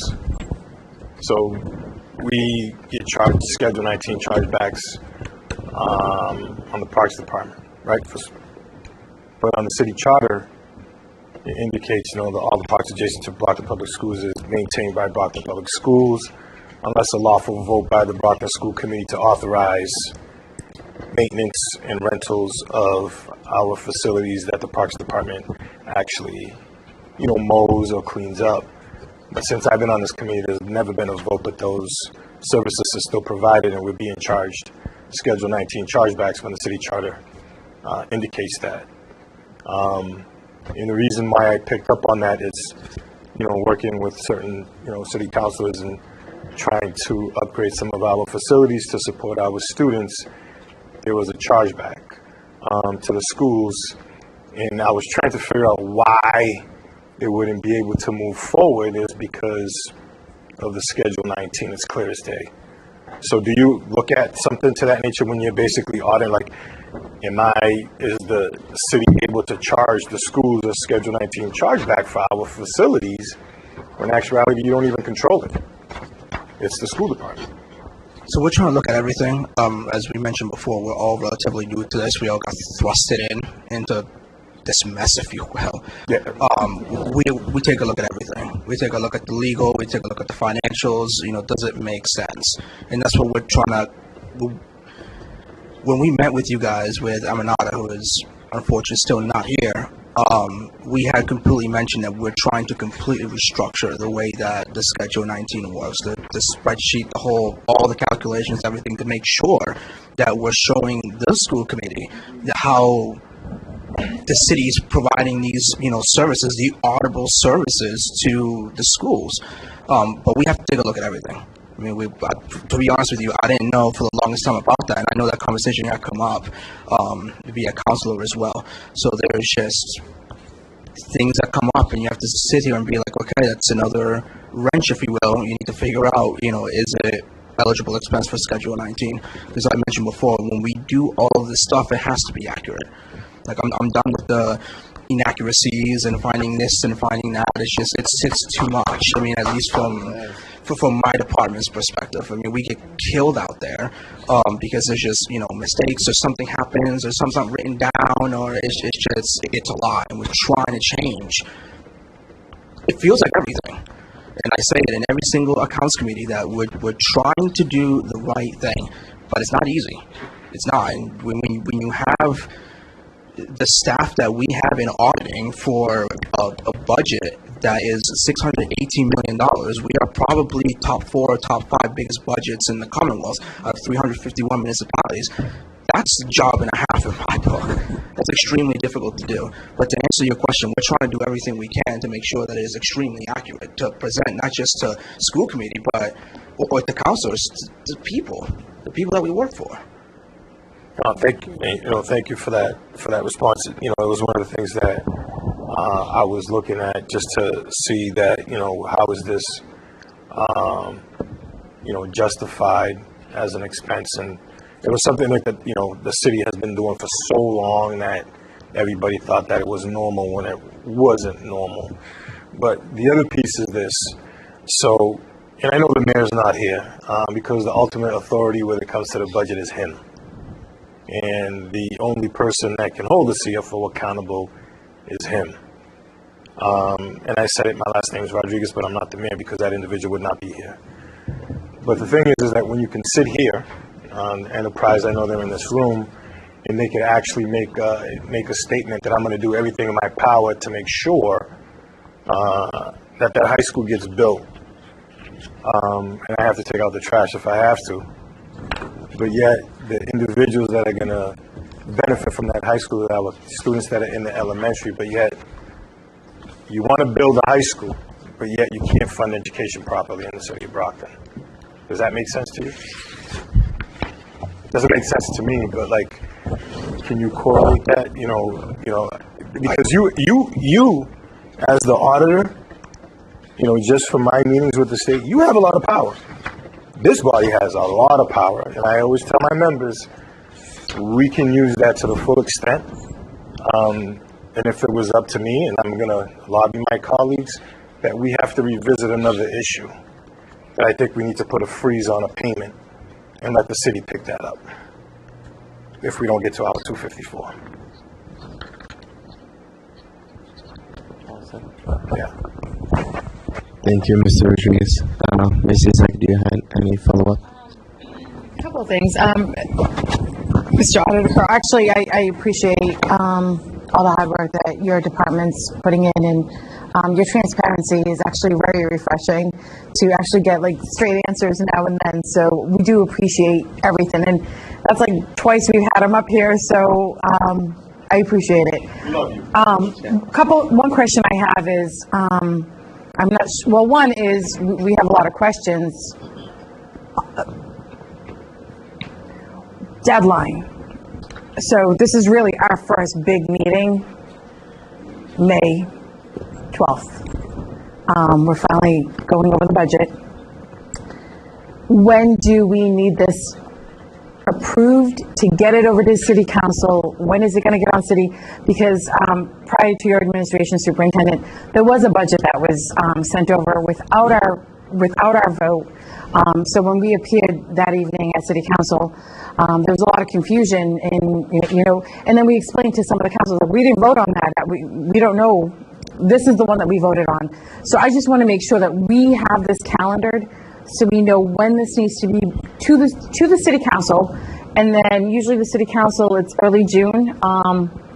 Just so we know, so we can mark our calendars, presentations, we can all be there, but make sure that we don't rush it, but we do, it's the 11th hour. We really don't have time. Like, we really need to look at these numbers, make some serious decisions. I'm like the rest of my colleagues. If you need the 254, and that's what I would support is the 254. If they don't approve it, at least this is what we put forward is the 254. But just those dates, have you had a chance to hear from, the CFO or the mayor's office, or just get an idea of when you're going before the clerk?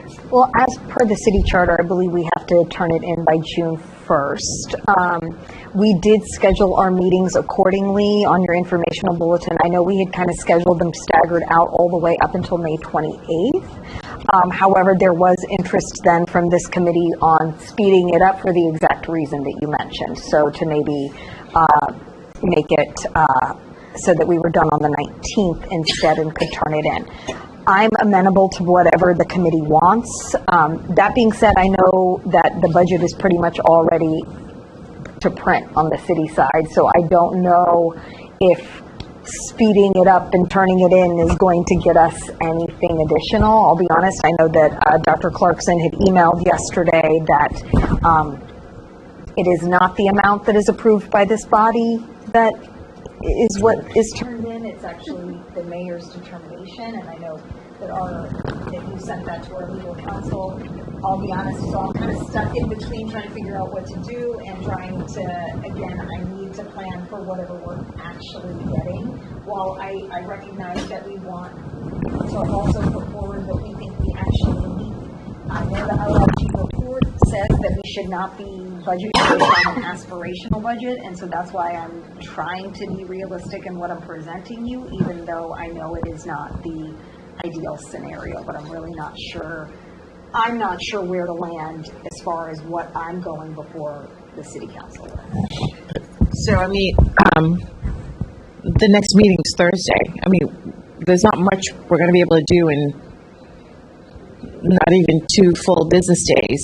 So I just don't see this being done by the 19th with some recommendations from the committee. But that's just, I mean, I'm only one vote, but like you said, I don't see rushing it is going to make a difference either. If we're still going to be on the same track with the city council. But I do know, like, as long as we have those dates in place and it does get voted on time, that's all. And nothing is submitted without our approval. I'll piggyback from the superintendent.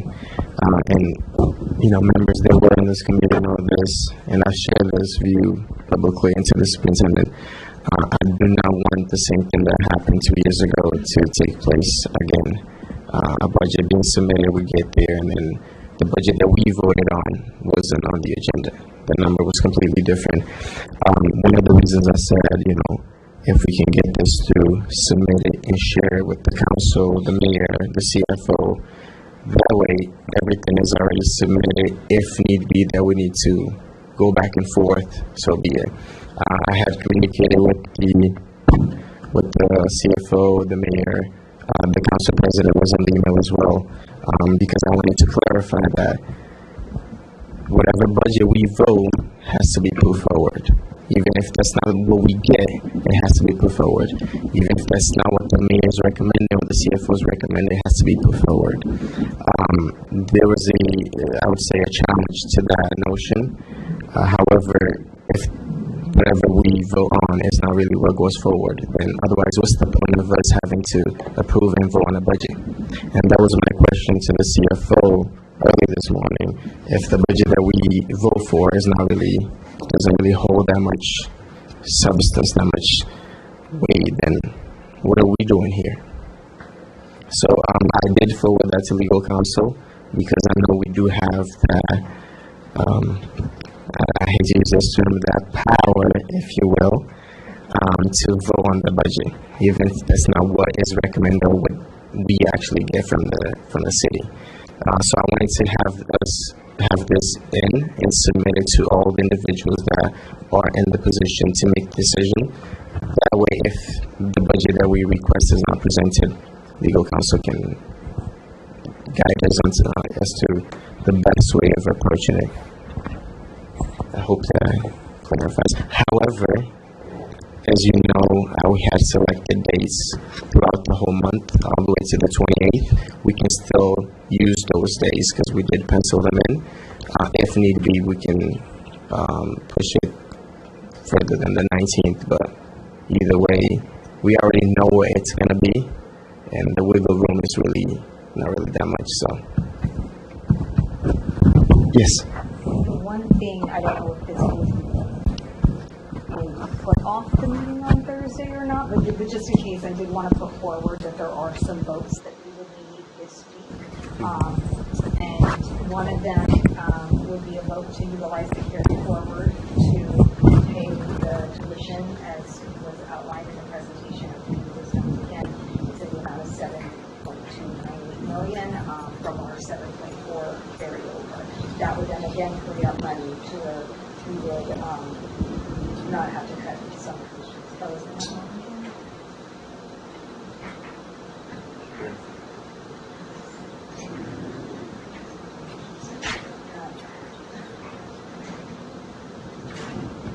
And then the other vote would need to be a reduction in force for the BEA of 6 positions. So that would have to be a vote that's taken. That is actually on the agenda for Thursday. I don't know if we can take these votes before then. I don't know. I forget how that works. No, we can't. So we would have to add them to the agenda for Thursday, but I just did want to bring up that those are votes that we would need. The carryover just so that we can continue the budget process and make sure we have a balanced budget, but the reduction in force so that we can get notifications out by Friday.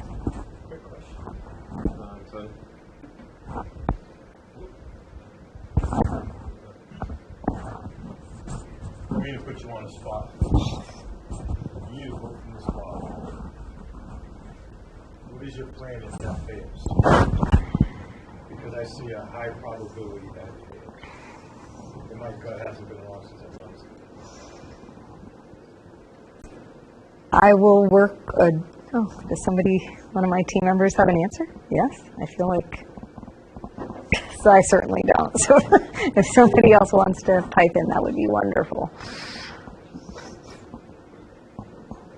So I certainly cannot speak to a vote of the entire budget, and obviously we work to get your recommendations, your proposed cuts, right, and take a look at what we have existing. But I do want to stress the reduction in force letters, because by law, we must provide teachers notice by May 15th. We have expanded our collective bargaining agreement to include administrators to all BEA members. So if we don't give them notice, they're guaranteed their positions for next year. And my only concern, right, is the OIG saying, like the superintendent said, you can't base a budget on just hoping that enrollment increases and therefore Chapter 78 increases, right?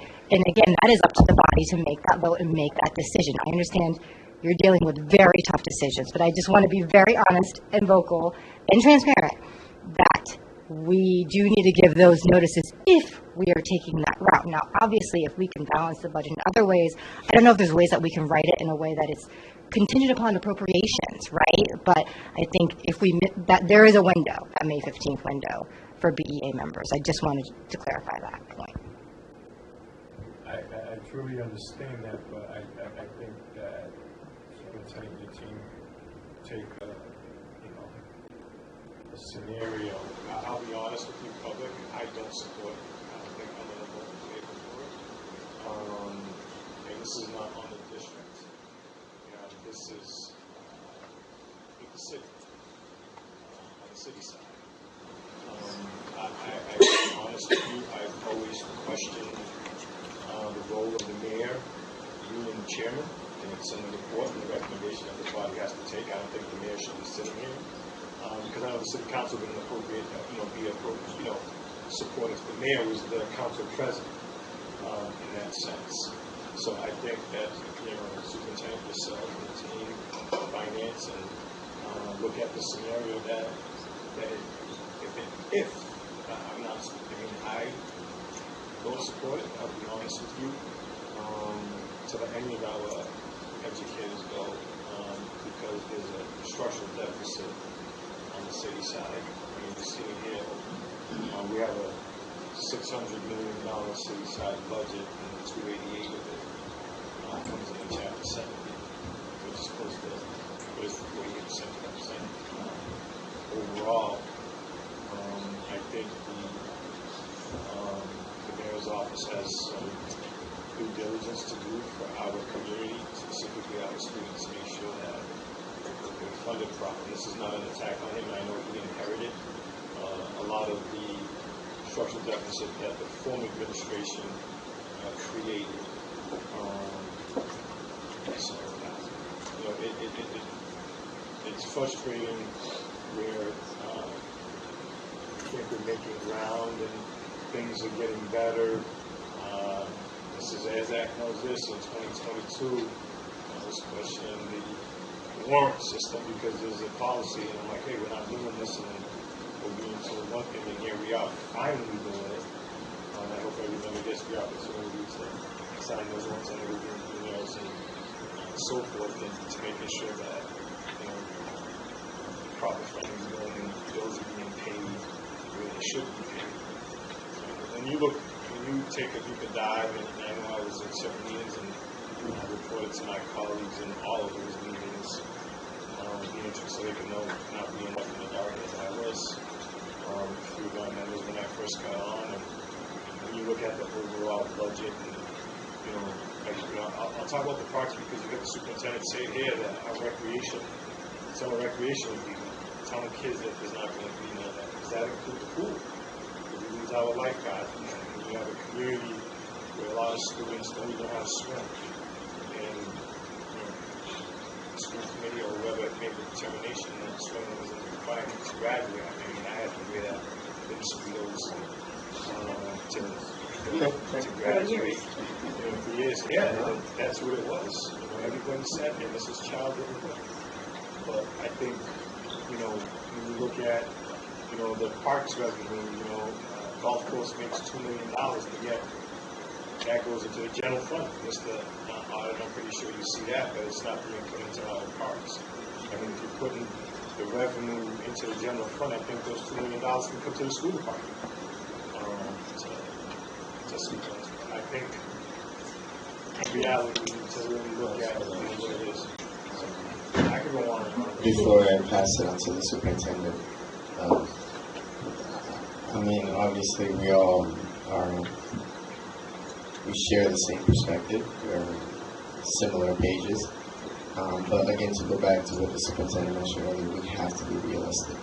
And I think part of this committee, part of what this committee also can do is we need to be creative.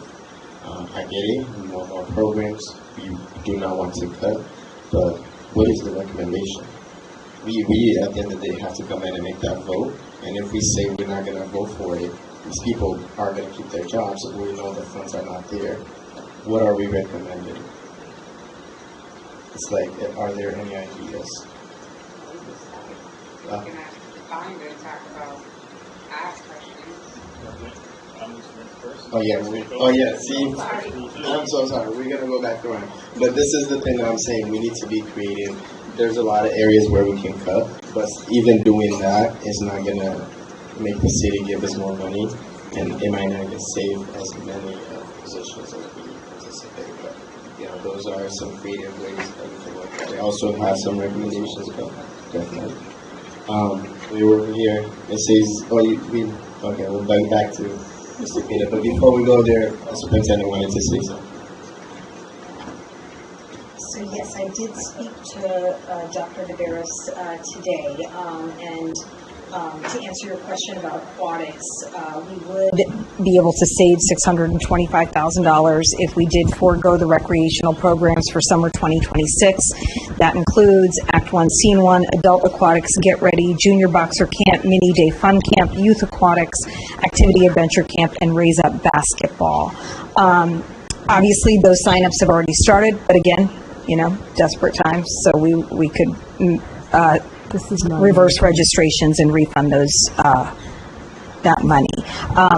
Some other things that we could get rid of from the or eliminate from the community schools are some partnerships that we have. So we have a partnership with Bridgewater called Footbridge that would save us $26,000. Our driver ed supervisors to save $14,000. So we are still actively looking at ways to cut the budget. But again, to remind you for this is actually just non-net school spending. So these cuts are just so that we can fit our transportation into the 18 million that we've been allotted, because there's just no way that's going to cover it. So this is all to say that we still have more cuts we're going to have to make that are going to impact the community. No. And no. Oh.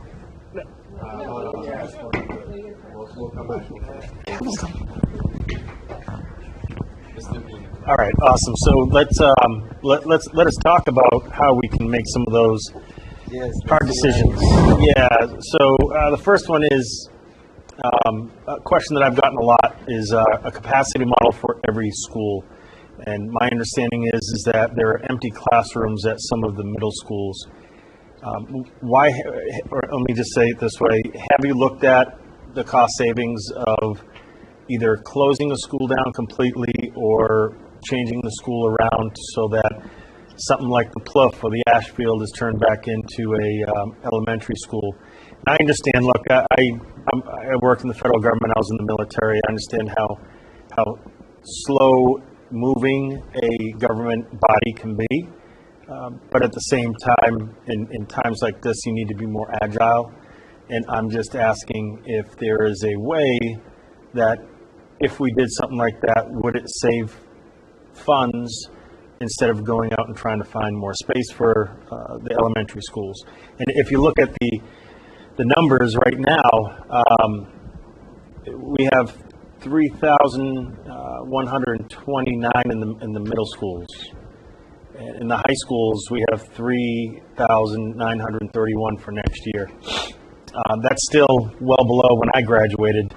We had over 4,000, almost 5,000.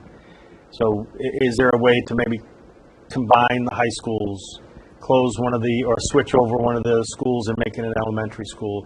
Have you looked at those models to see what capacity we have and if we're able to save funds by doing that? Yes and yes. We have looked at them and we would be able to get savings. Our plan was to present those next year as a sort of a long-term, let's start with the middle schools, to present a couple of different options next year. What I will say is that FY28 is going to be even harder.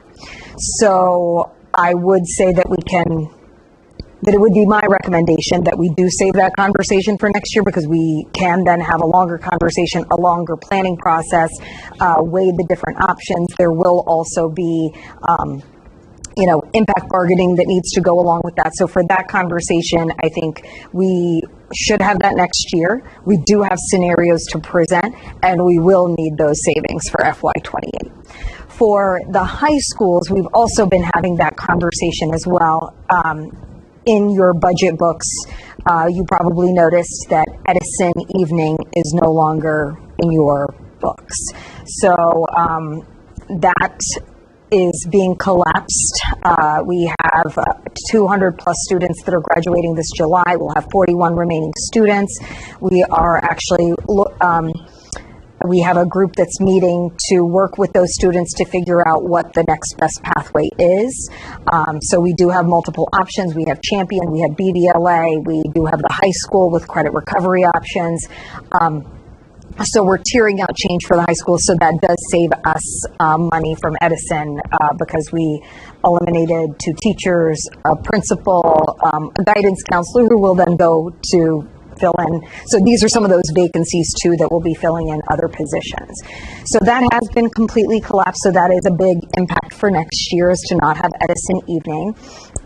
But to answer your question, and for next year, we will be talking about that more. So one of the changes we also made is for BVLA, there is no longer, we cut 1 middle school teacher because those class sizes are smaller. We still have 8th grade, but they will be taught by the teachers that are already existing at the school. So one of the things that we're going to bring to you next year is what BVLA should look like in the future and what our high school options should look like.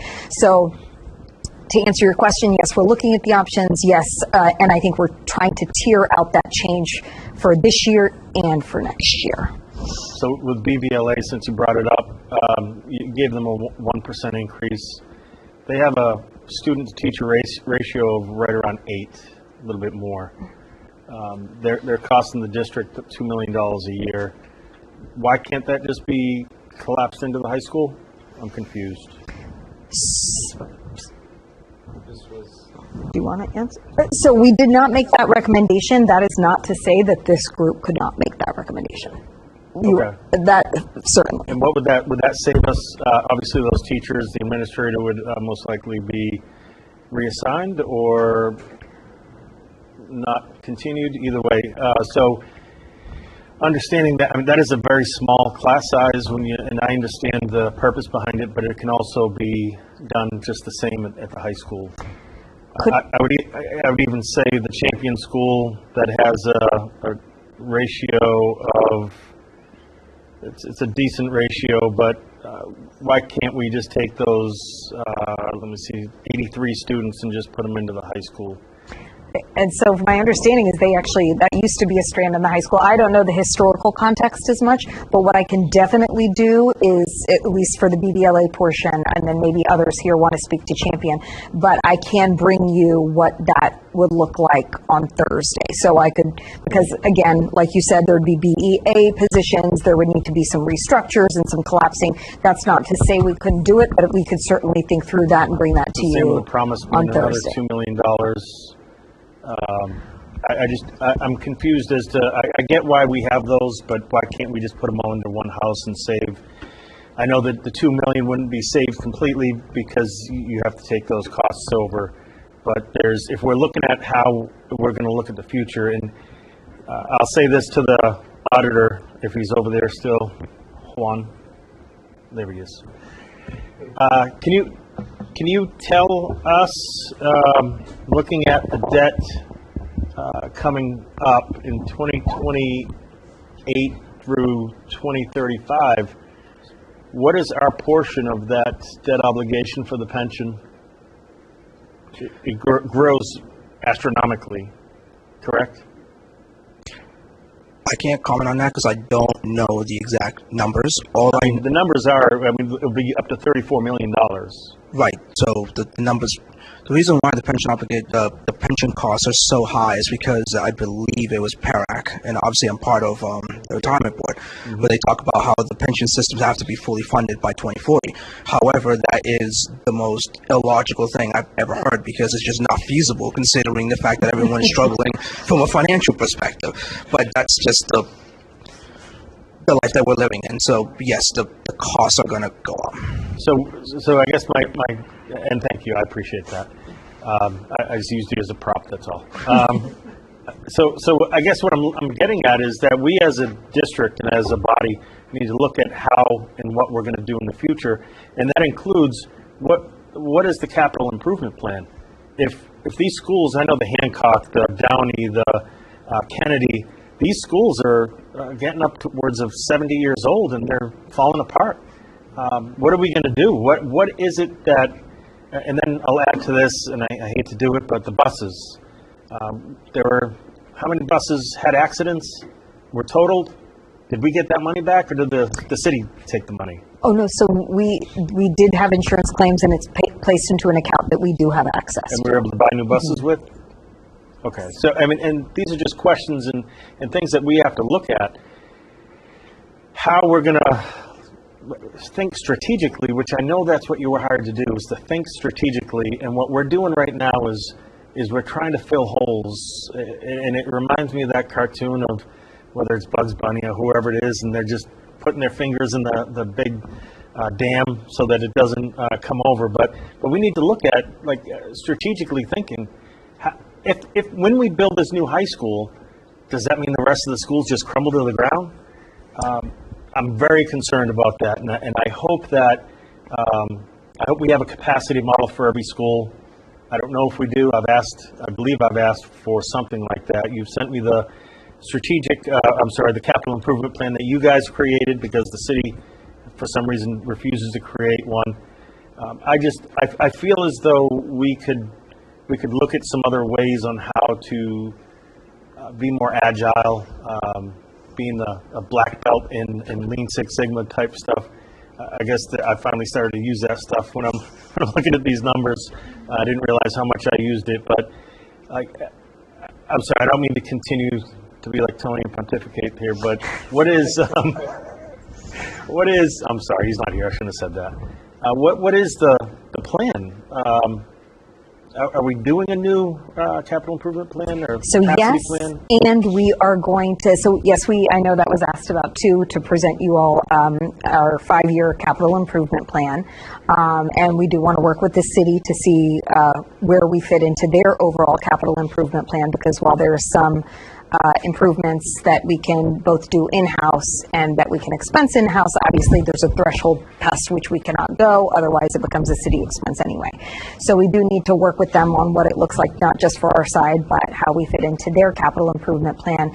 I do know as well that we will be submitting many more MSBA projects next year.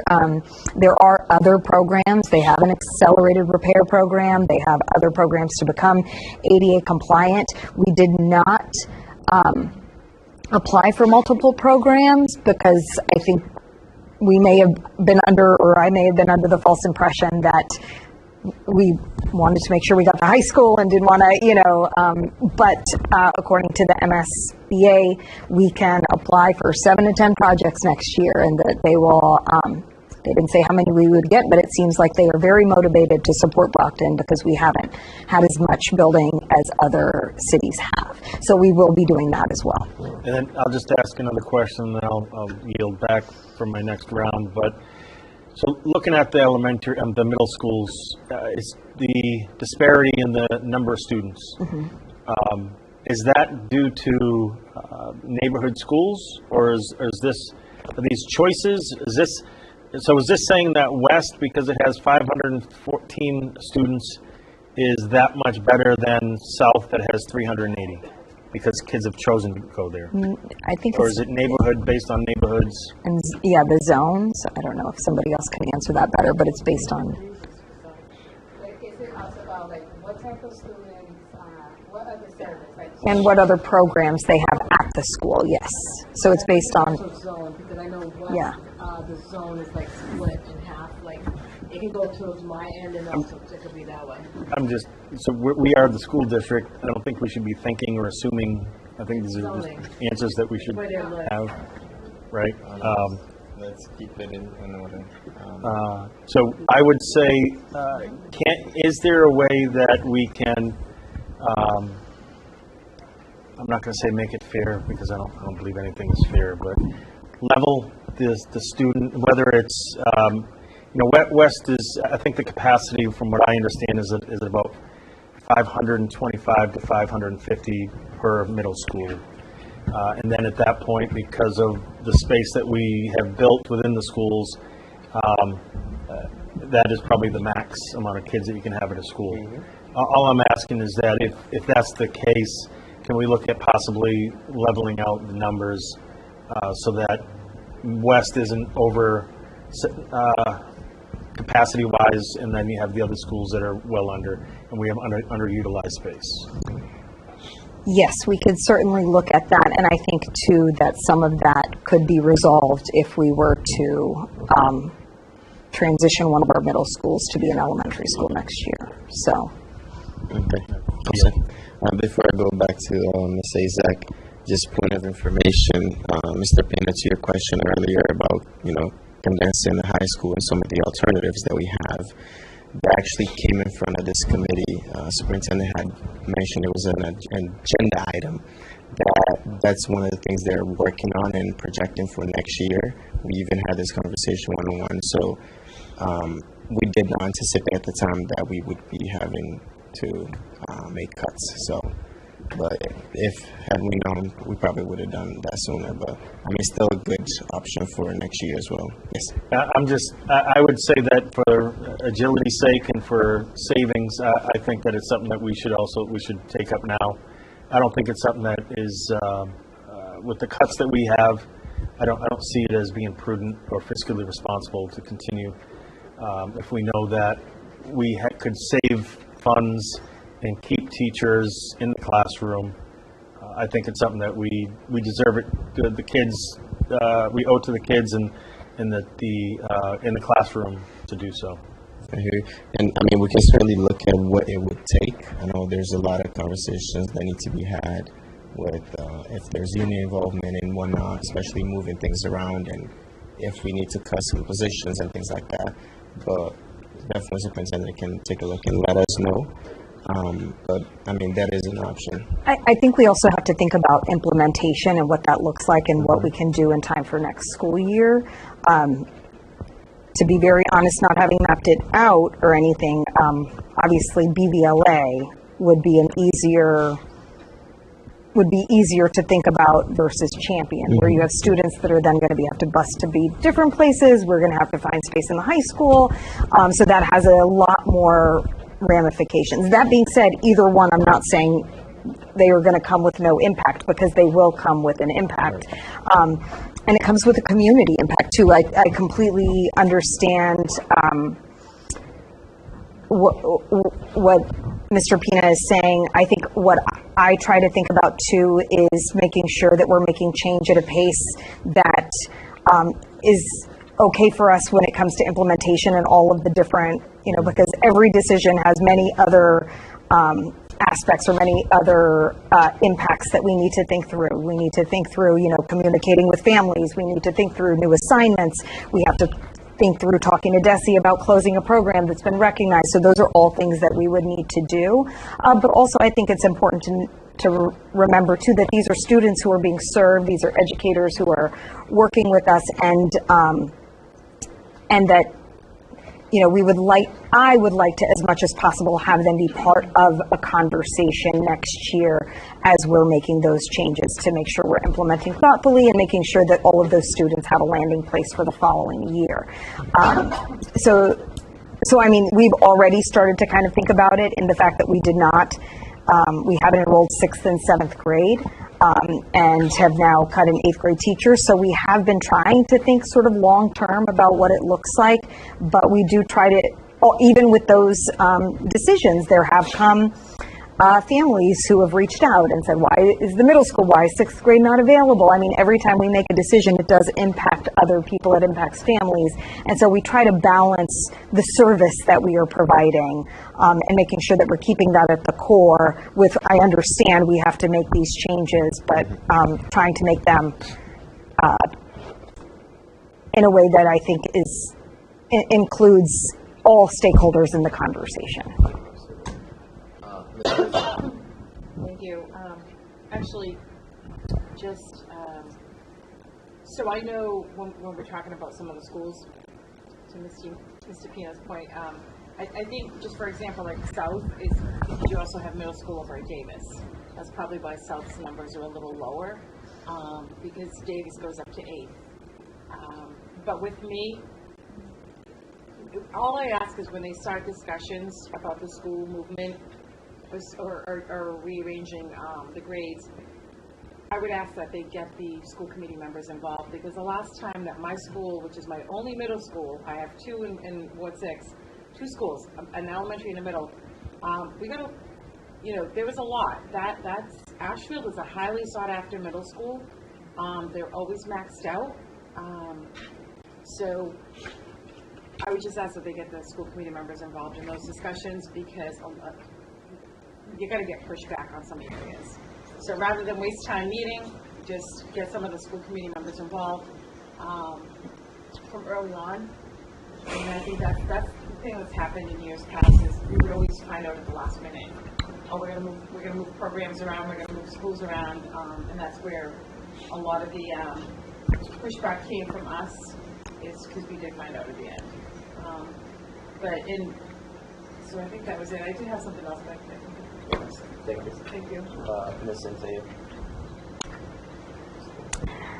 I want to bring the topic back to our students, especially within the diverse needs. So going back to BVLL and also the champion, can you educate to the public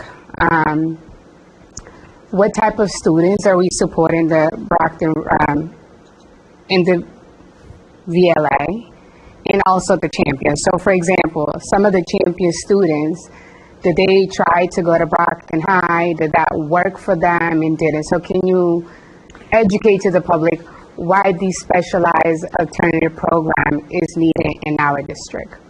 Absolutely. So, BVLA is a virtual learning academy, and actually some of the committee members, I don't want to presume to be the expert here. I know many of you were part of these decisions and the inceptions of these programs, so please feel free to chime in. But I believe that came out of COVID, realizing that, it would be a great asset to us to be able to have a school that was completely virtual. And so it was at one point serving grades 6 through 12. Right now it's 7 through 12. Next year it will be 8 through 12. And there's a variety of reasons that students may choose to go virtual, so there are many different situations, and so I can't speak to all of them, but it is a family's choice to want their child to be fully virtual. It could be for health reasons, physical health reasons, mental health reasons. Sometimes criminal, right? It could be that we are using it as a short-term placement for a student who is not in school, or has a long-term suspension. So that wasn't why it was created, but that certainly is a benefit to having the program, is that we're able to provide that access to education. For Champion, that is an alternative day school, and I believe at one point in time it was part of the high school, and it was intentionally moved out of the high school. So as we are having this conversation about bringing programs back under the umbrella of the high school, I would certainly want this committee's input on that, as I know that there were reasons that it was taken out, reasons it was put where it was, but that was a model that did exist here at one time. But yes, for that particular program, it is students who prefer a smaller setting, who would like, who may have additional needs, or who just may not, want to be in a high school that has 4,000 students in it. And Brockton Therapeutic Day School is our therapeutic school, and then Edison Evening, I guess it used to be Edison Day and Evening, and so there was it became Champion, but it's basically the same thing at nighttime. So if we eliminate, for example, those two, the BVLA and Champion, where are they going to go, and how are we going to make sure that they're getting the service that they need? And I think that's the question I would like this group's input on, and I think that we should have community input on, and could be a longer conversation for next year. And again, we are most absolutely going to need the savings in FY28, so I think it would behoove us to have a longer conversation to include more stakeholders, and then whatever model we choose, where there are savings next year, we would be able to benefit from them in FY28. Well, speaking of budget and savings, can we go to page 63, which is the school police?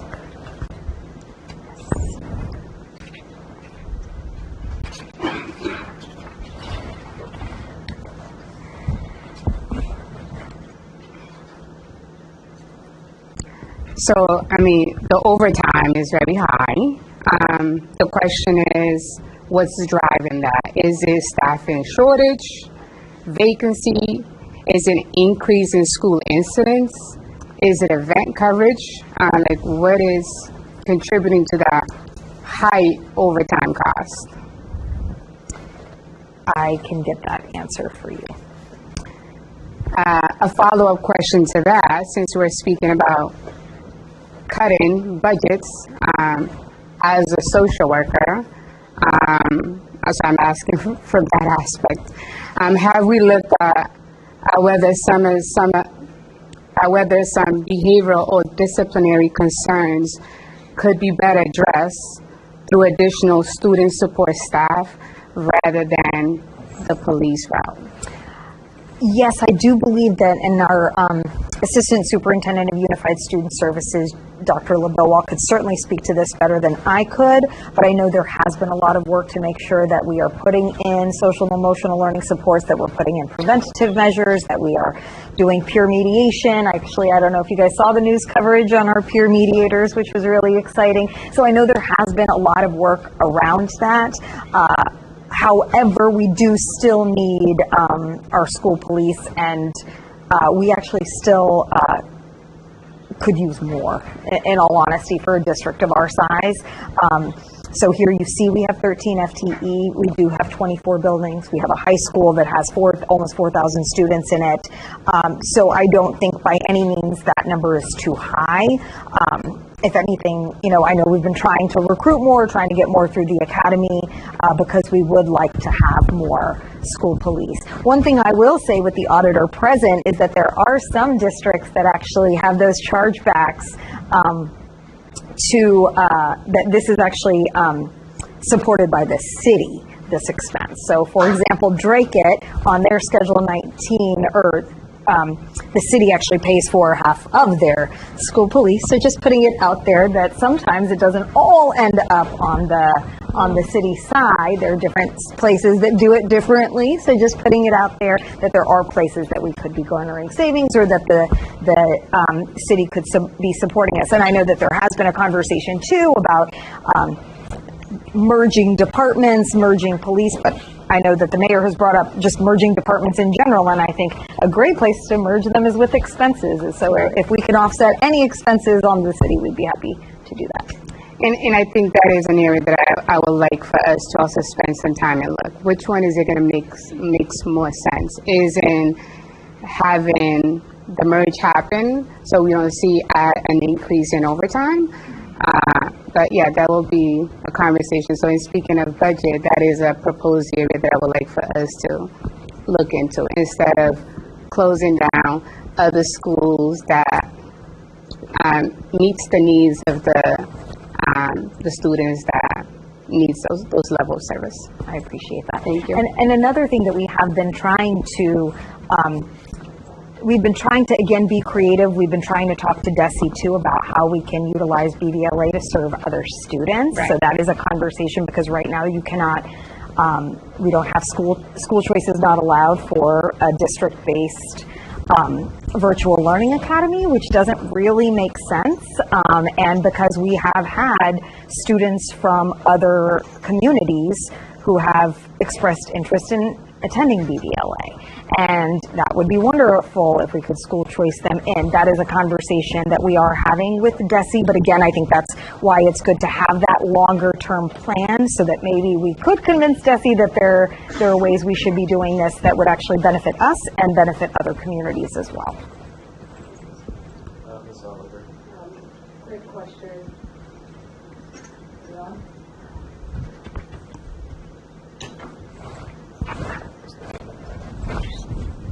Number 7. Okay. Quick question. I think that we have been having this talk about 2028, right? And when been preparing, I think your team has been doing all the work in the background. So when we get to that point of 2028, then we can have those discussions, because you have been working for years to get to 2028. There's a difference between the state sending us, cutting our funds, than the city cutting our funds, because the state already allocated the money that we're supposed to have to fund our education system, right?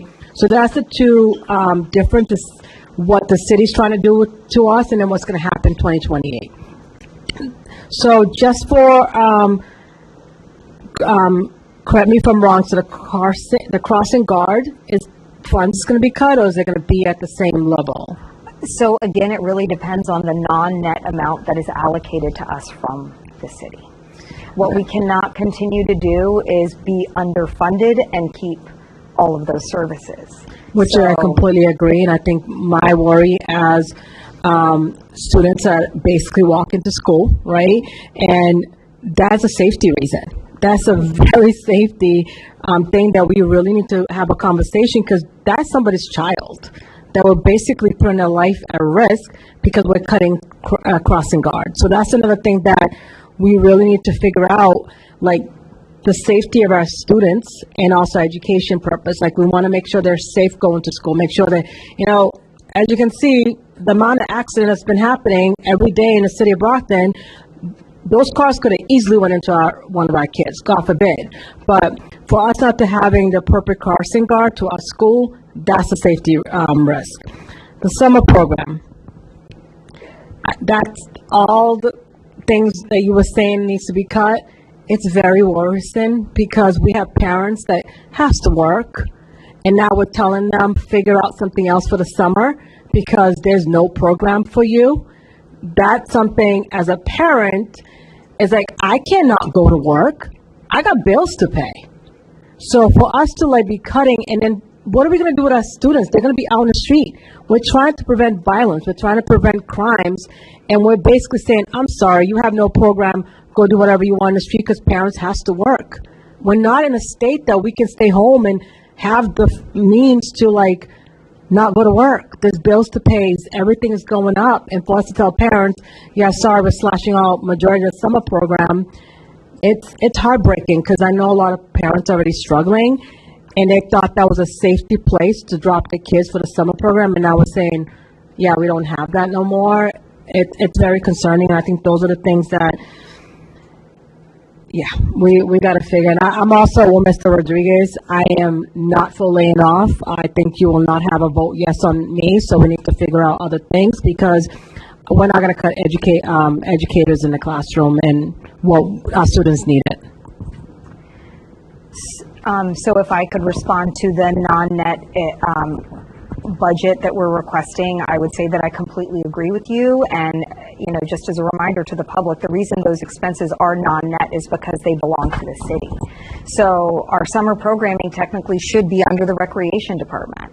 And we are happy to give over all of these services. And if they want to manage them better and fund them better and then save money better, if they can do it better than us, we're happy to give it all over to them to have them do that. However, it is under us. We are taking on the responsibility. We're taking on the ownership of it. And so we need to at least be fully funded for it because I do believe it's unacceptable that we take on all of the project management, all of the payroll, all of the coordination, everything, and then we're not even fully funded for it. At this point, I would rather just give it back to the city and have them run it. Thank you. Mr. Rodriguez.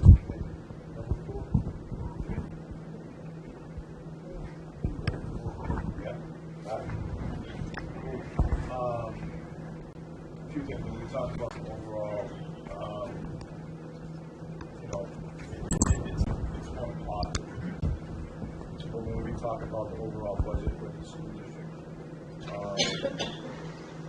just oddly, but when we look at since you've been in your role, what has been the revenue growth of the city?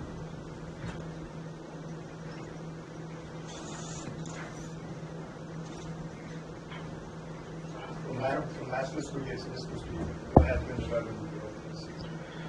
I'm not sure about the numbers. All I know is what had transpired was prior to the deficit in 2023, and it's just a recollection of why, talking to the DOR and among others, the revenue estimates were super conservative to where we had that luxury of, severely, being like, well, we don't need to budget for X amount of revenues and we get like 10 million more, 15 million more. But when the deficit hit and we started using those reserves, those revenues are just minor now, and I believe Mayor Rodriguez had mentioned in the last meeting that I was here that the city is just not bringing in sufficient revenues, and that they need to start bringing more businesses in here to get more.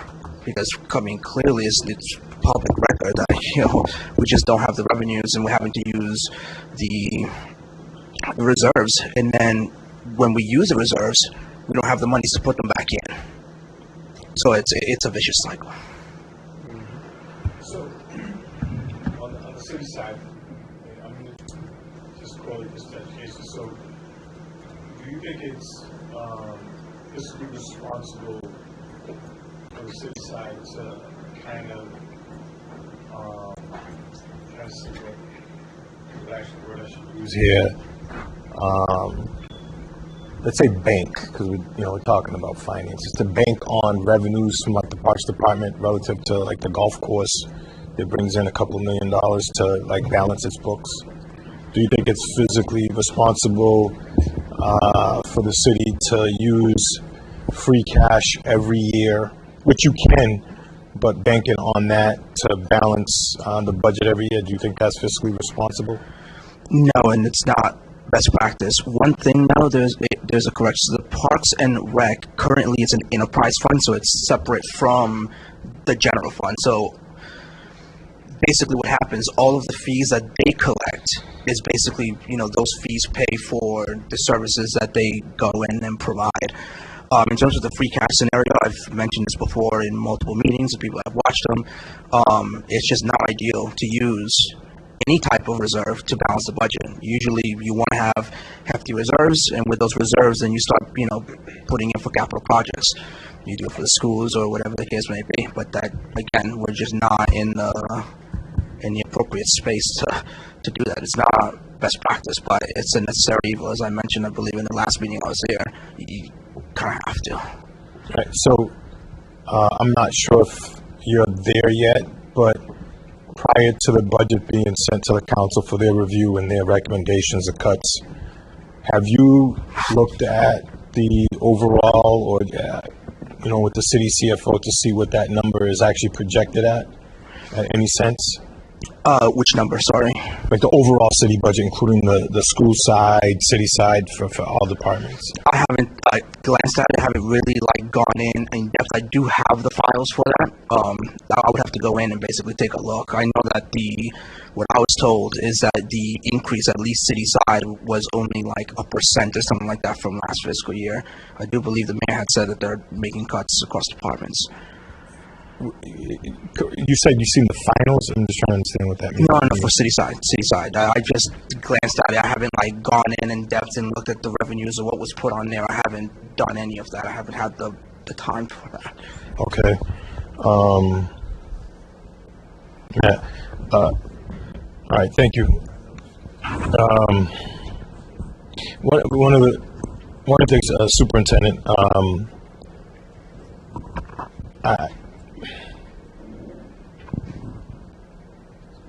When we look at the programs that we're looking at eliminating, so these are based upon actually student activities because it's non-net. We need to put that out there, number one.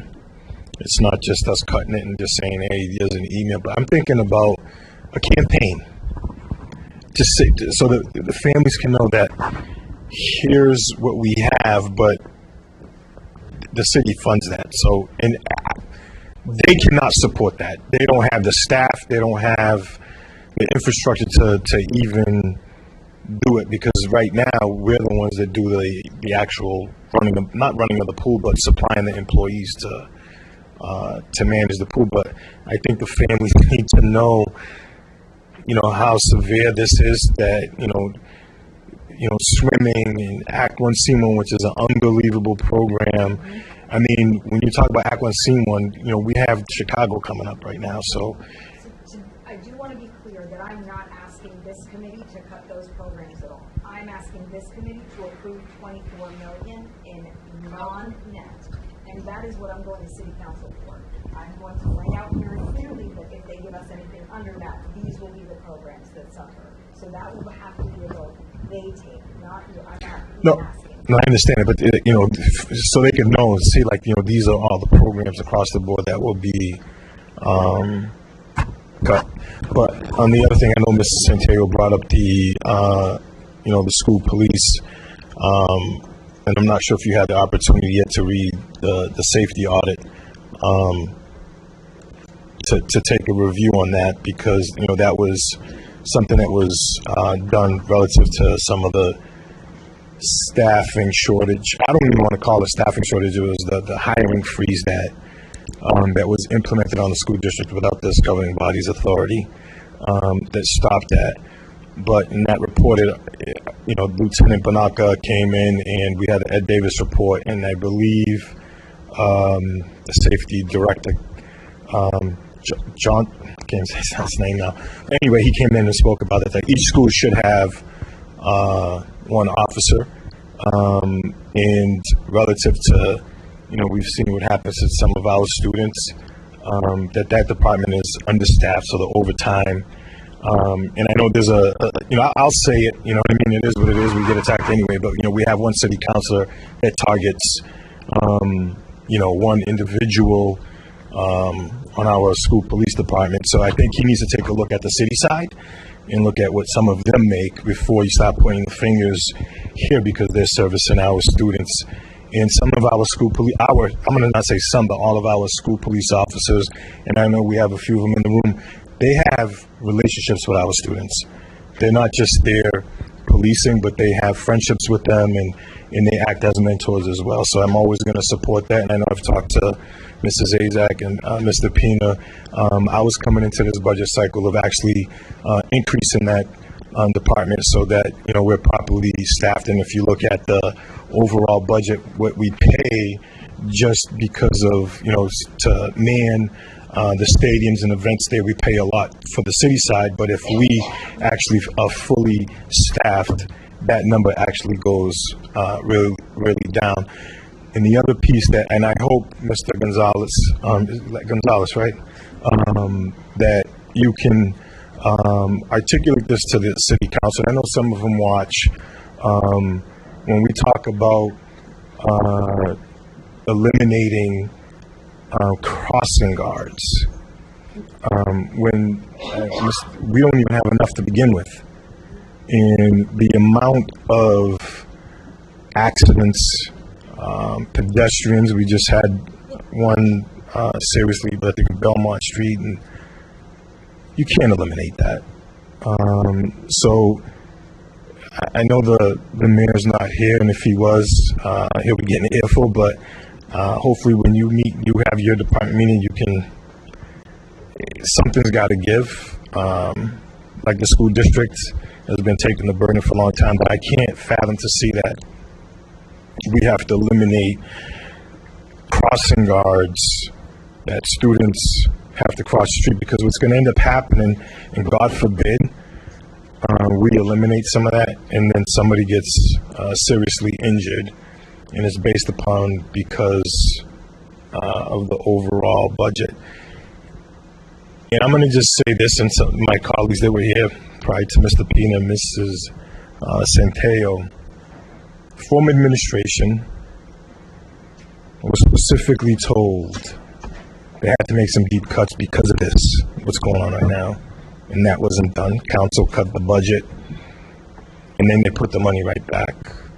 I'm not confident enough that the current financial person is actually giving the mayor the actual, real picture of like, this is the deep cuts that he has an idea because he sat in some of those meetings with the state when he was a council president, and he was listening to those talks, and that's why he's the mayor today, based upon that.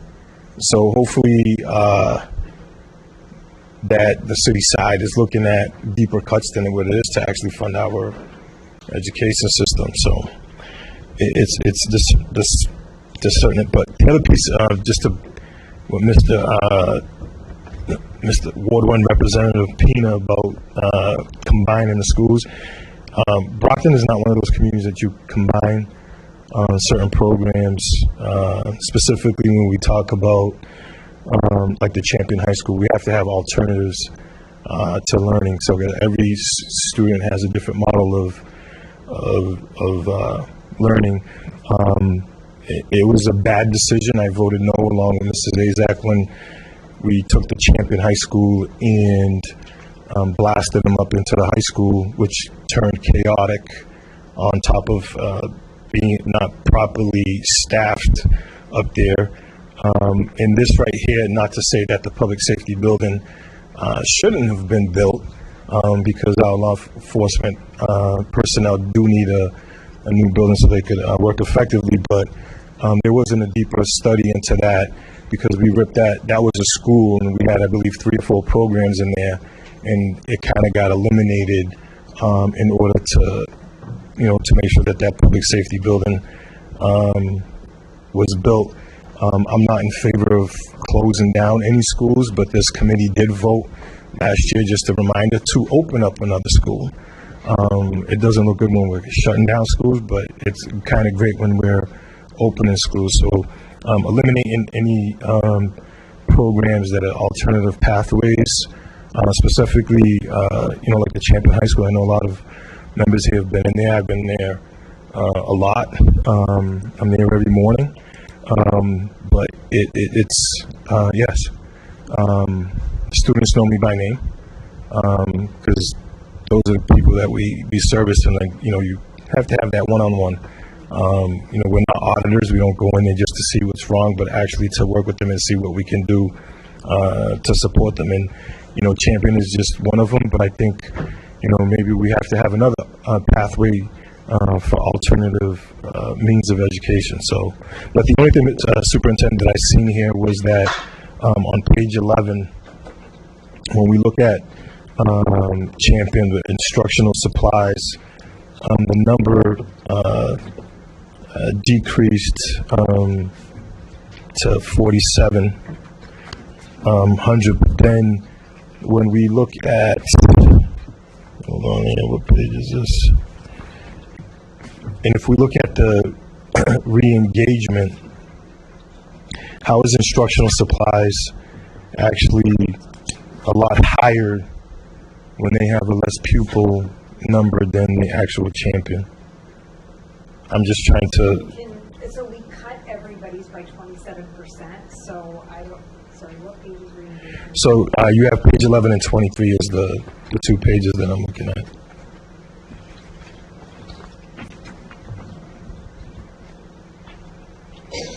So for the Champion High School, we have just shy of 5,000, and then re-engagement, you have 15,000. So I can find out what is included in that. A lot of times it's like it may be something specific they need for their programming, so I'll find out what exactly is included.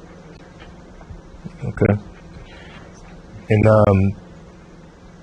the other piece is I do have the therapeutic day school in my ward, but the enrollment there is not what I expected it to be. Are we looking at that department? I mean, I don't want to say department, that school of bringing some of our out of districts, and what educators that we need in there with specialized license, because that's a huge cost drive for us, so we can bring that number down? So we did tuition in 3 students this year, but they're asking how we can, sorry, what are you asking? So a lot of our students that we have out of district that we can't support for obvious reasons, I don't want to call it an audit, like a review of to see what educators or what licenses that these educators need, and how can we attract those employees to increase that enrollment? We definitely, I know that's something you brought up before, and we can certainly look into that. All right, thank you. I'll yield for that.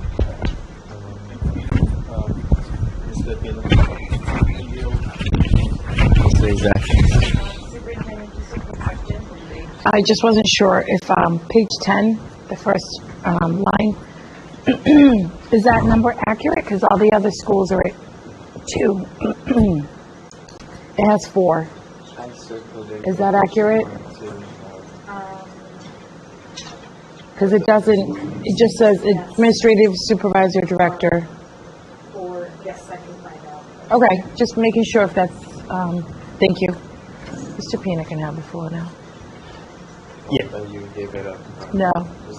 So just to come back to the school police, just to ensure that we fully understand the reason why the overtime was so high was based off the not having enough officers for the day shift because there's 2 shifts. That's one. The second thing is we should really take a look at what that Schedule 19 was back in, I think it was 2 years ago or 3 years ago, when the police chief decided not to sign the special police powers of the school police, and I believe the city charged us $300,000. So I do know that last year they charged us $12,000, but we did not pay the invoice. So we will not pay for the overtime. Yes. Okay, that's cool. I will not pay it. That is accurate. An invoice came in and we needed documentation. That was because of the delay in the signing of the powers, correct? Okay. That's awesome, by the way. That was when you put the sunglasses on and you said gangster, but I see you are getting used to being in Brockton, which is really cool, really cool. So just looking at kind of the question that I had asked you previously, but, DESE has the report cards up there, and I know we're making these cuts. Are we looking at the DESE report card, and for some of these schools that are, I use the stoplight, red, green, yellow. For some of these schools that are in the yellow, about to be in the red, or that are in the red, by making these cuts to these schools, what are we doing for their chances to improve? One, and two, I'll let you just answer that one first. Yeah. So and actually one of my goals for my evaluation this year was we have schools that require additional assistance, that require targeted assistance, and what we were doing in order to support those schools. So for example, one of the positions that we did create was a building para position, and that was so that we could create more common planning time for educators, because, so for example, at one specific school, a lot of the educators were newer and just needed more coaching, or were on waivers, so we did build in those building paraprofessional positions, and now those are positions we're looking to cut. So to answer your question, some of these interventions that we put in place in order to support schools that have actually been shown gains, they will be taken away. And that is unfortunate. We do have a targeted assistance grant from DESE, but that's really low. So that actually led into my next question. With these schools, the grants and the overall budget that we have, what percentage are of that? And I believe we had the contract, the budget. She was here last meeting talking about grant manager. There you go. Yes. Yes, there you go. Cam Jackson. And she was talking about $32 million. She's got 65 or so, but 32 this year, 30 something next year. What is the projected amount of grants, and then can that offset any of this? Are there any additional grants we can go after? Is there anything else that we can do to get the federal funding and even state grant funding? So yes, we actually did, as we were creating our budget for this year, knowing that we would be level funded, we did actually look to some of our grant positions and to cutting.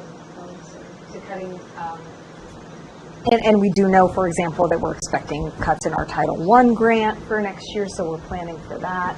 But we are always going after additional grants. So, for example, there's a new grant that just came out for no phones. And now we've already implemented that policy, and so hopefully we'd still be eligible in order to get that, because then that would offset costs for yonder pouches and things like that. So we are constantly going after every grant.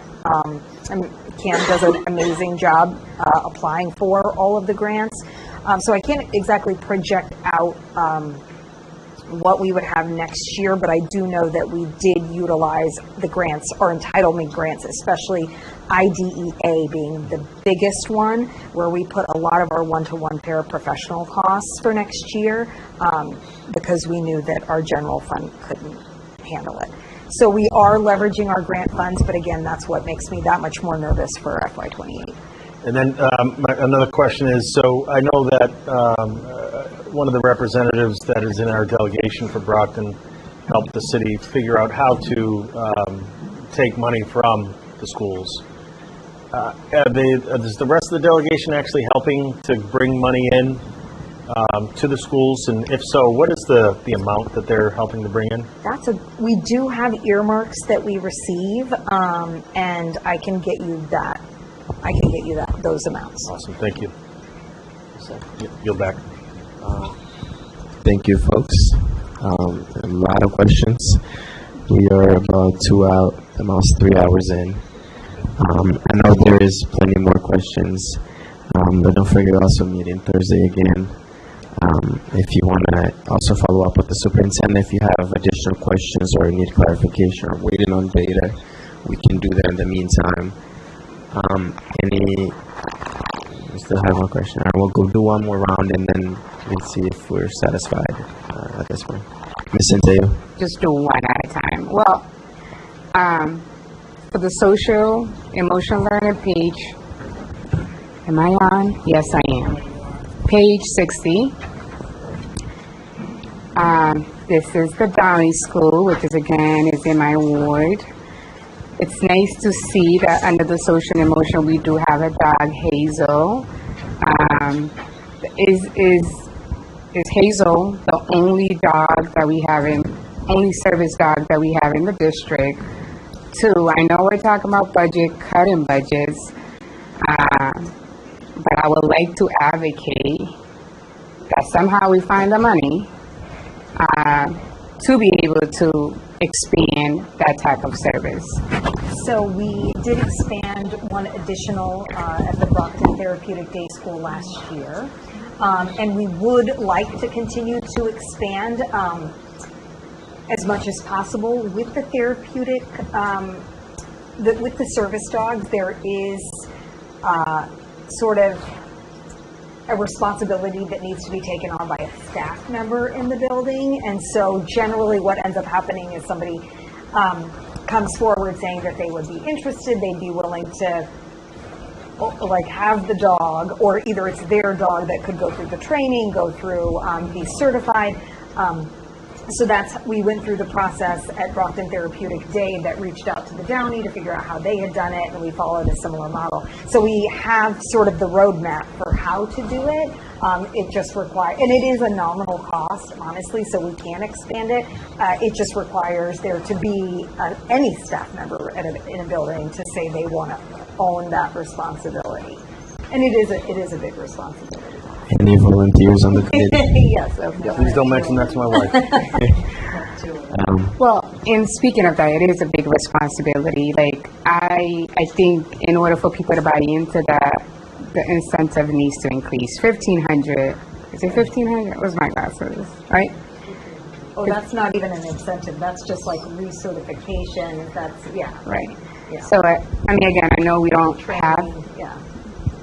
We're speaking of cutting budgets, but I feel like this is for many students, having a PAC coming in do calm them down. So I feel like if it's not today or not soon, I definitely would like for us to start exploring that. But I also feel like we also need to incentivize the staff to want to participate in this program, because having that dog is a big responsibility. Having a pet in general is.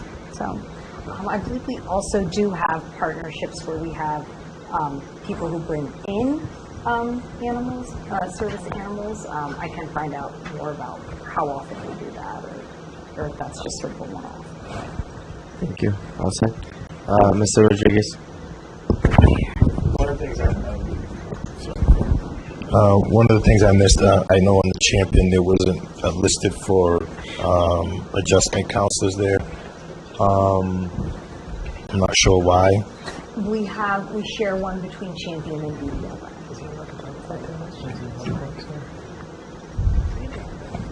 We mean we share. I mean, adjustment council. Yeah. Sorry, I may be thinking of a different position. Yeah, I don't see it in the budget. Technologist. I know we have a position that is, I'm thinking of it the opposite way. We have a position that's sitting at BBLA that is shared with Champion, I believe. Champion has a full Just time. on paper.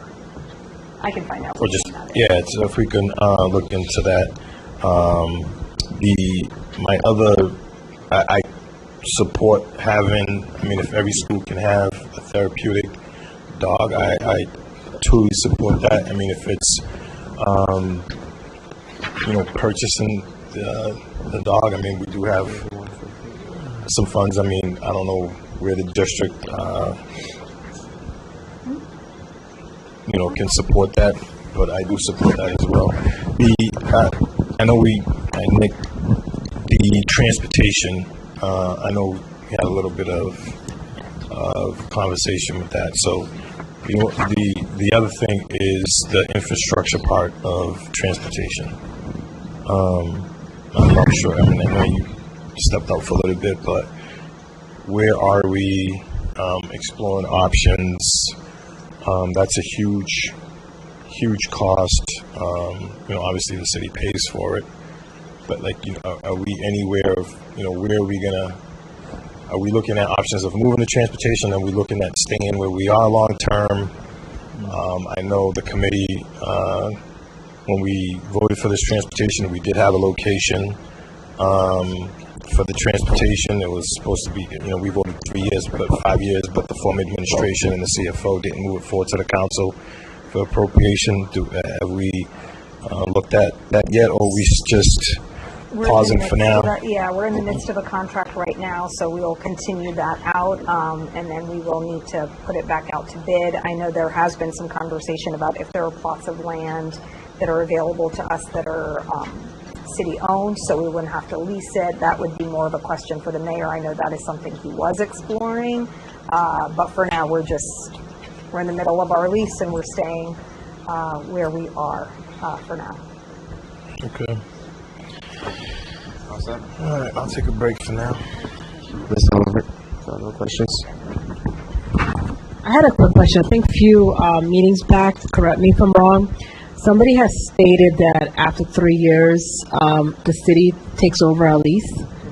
Does that include a bus depot area or just for building wise? Yes, that also falls under Arnone net. So that's, so any lease, if you have it on your books for over 3 years, it would end up being a city expense. And that's any lease, even if we were leasing a school building. This one already falls under Arnone net because it's transportation. But, so for example, if we leased a building and we decided to lease a building, for 3 years it'd be on our end of year report. And then the fourth year, it would count against our net school spending. So if we had the cost on our end, what Jesse would basically say is, no, now you have to move that over to non-net, so that is a deficiency, so the city would then owe you those funds. Right now, we already have it where it should be, but that's like if we were to actually lease a school building for 3 years, the fourth year, it would have to be a city expense. So, question to the senior school committee member, did we ever have a lease that's over 3 years? Did they ever take that over? Or that will continue even after the fourth year, us paying it? We still have Foster Street. So how many years has that been? At least 10, at least 8 or 10. And we're paying for it? Yeah. It's the only lease I think we have at the moment is Foster. We got rid of Perkins. I think the only lease that we currently have at the moment, Mr. Rodriguez might know, what's the second one? We don't have Belmont anymore. Transportation and Foster Street going. Oh yeah, those are the only two. But I just meant an actual so transportation and Foster Street are the only two leases that I'm aware of. So if we can look into that, how much is the lease? I mean, we've been paying for 10 years. Figure it out. Thank you. I will appreciate that. Thank you. Superintendent, a quick question. So I'm sure my fellow colleagues are also getting emails now and then. So on page 68, where we have under operations, like the security specialist uniforms and training, I get that. But the Yonder bags. Now, once in a while I'll get emails. When we got the Yonder bags, we were one of the first districts to really implement that in our schools. Now that more schools are getting involved in taking that approach, are we able to get a better rate as to, can we go back, check with them? Like, there's more competition than there was when we initially started getting the Yonder bags. And they are pricey, given what we pay yearly. But I was just curious about that. Because, I've gotten a few emails. It's a little more familiar now than it was a few years ago when we implemented that. So I'm sure there's competitive companies that are out there that would love to get our business. That would be a lot less. Okay, yeah. But I'd be curious to see. Or if we can reach back out to Yonder and, hey, do you want to keep our business? Offer us a special rate. Thank you. All right. Thank you, Ms. Isaac. Back to the budget. Is Mr. Rodriguez? Thank you. No, I have seniority. Mr. City Auditor. He's got the two mics. He's got two mics. Mic in it, so rock on. This is just a simple yes or no question, and you can follow up with your opinion on it.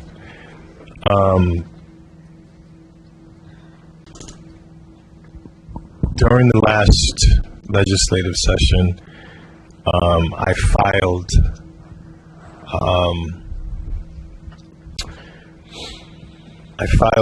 I can't even say the word right now.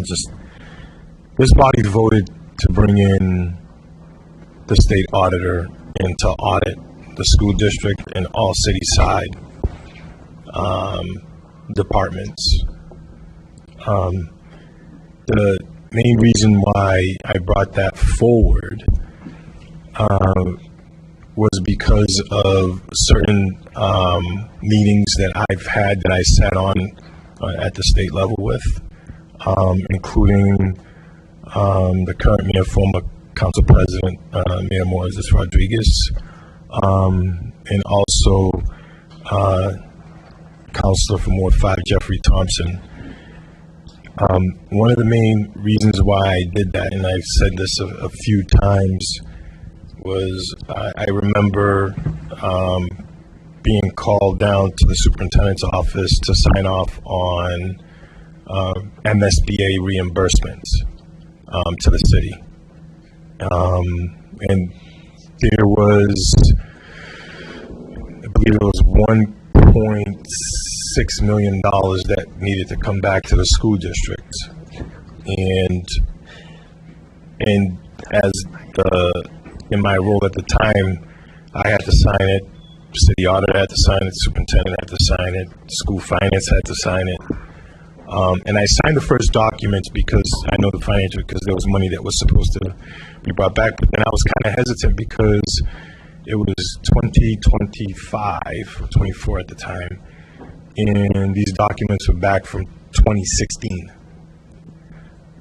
And that was found not by the city, but Trish Boyer, our former interim school CFO.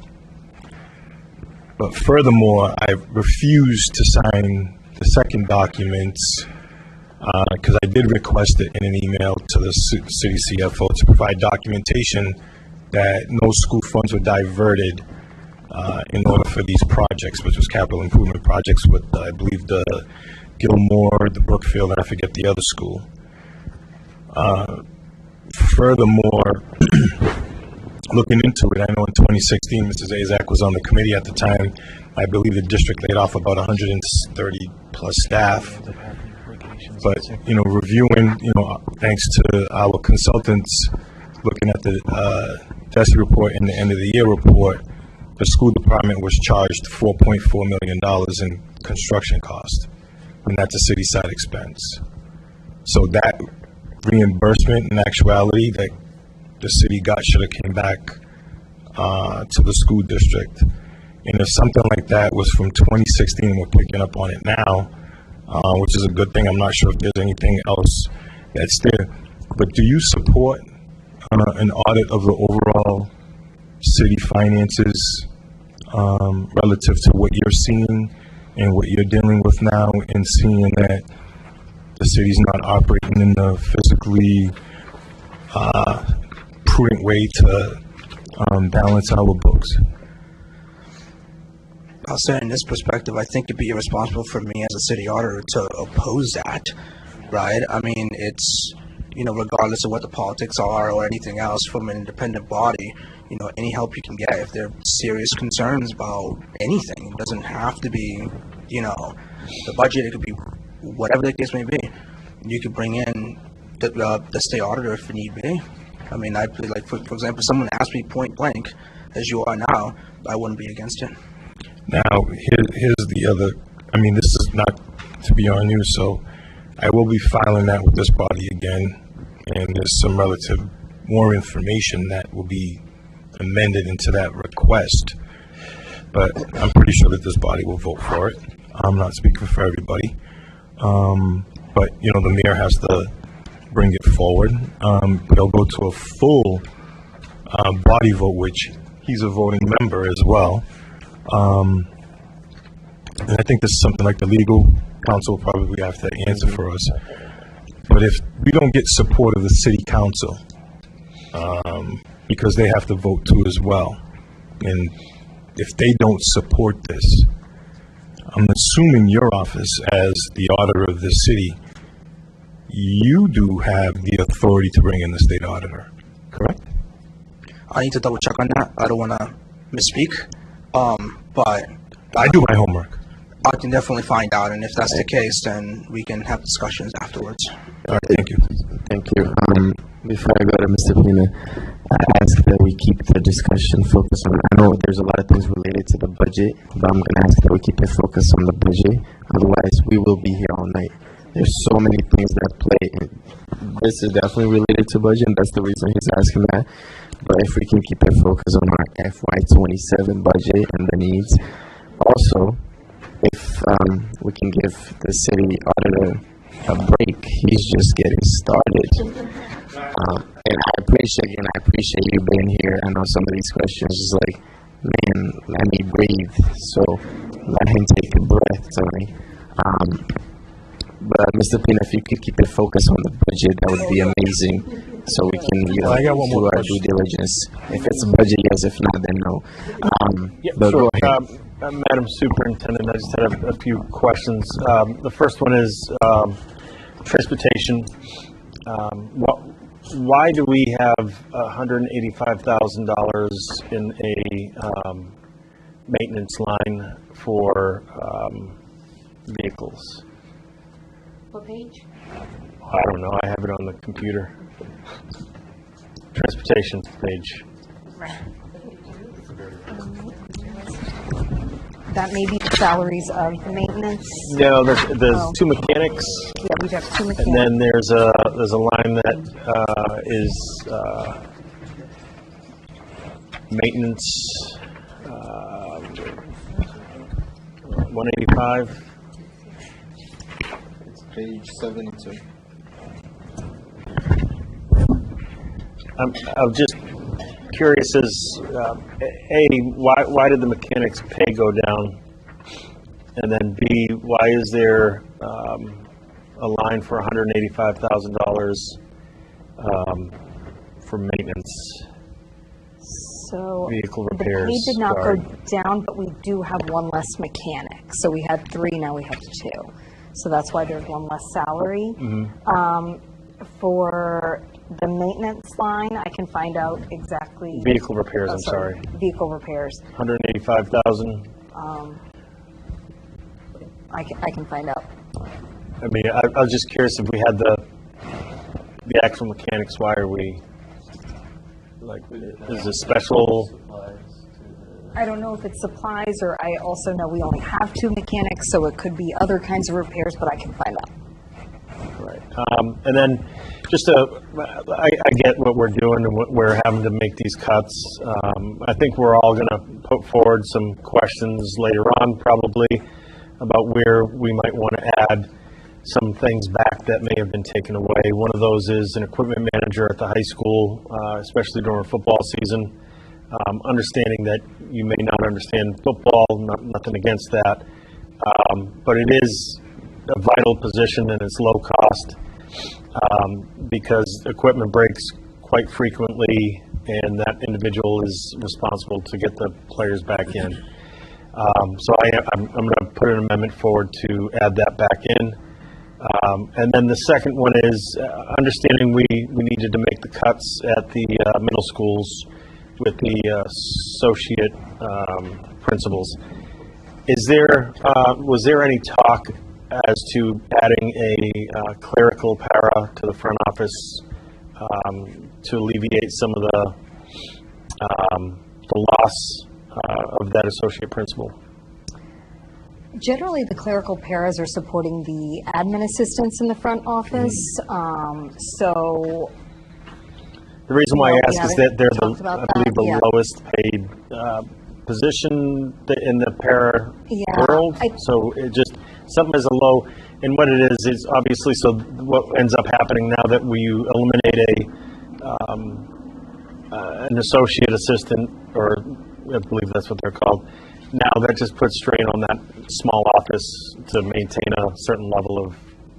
Yes, and I think I would wait to see how it sort of shakes out, especially with the enrollment at the middle schools being what it is, because we do have elementary schools that only have 2 administrators, 1 administrative assistant. So if we find that it is untenable, we could certainly get them more support mid-year. Right. But I'd like to start by seeing how the model works as it is.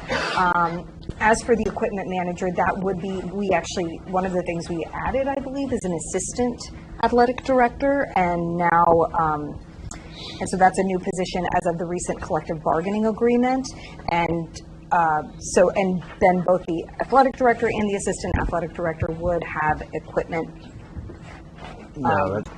responsibilities. Understanding that's how it looks good on paper that way, but I'm just letting you know, in a program such as Brockton, I know that we haven't been at the level that we've been in the past, but I will let you know that the amount of work that's done by the equipment manager is obviously by the cost of what you can look at the budget, refurbishing of the equipment, buying of new equipment, stocking the equipment when the equipment breaks on the field.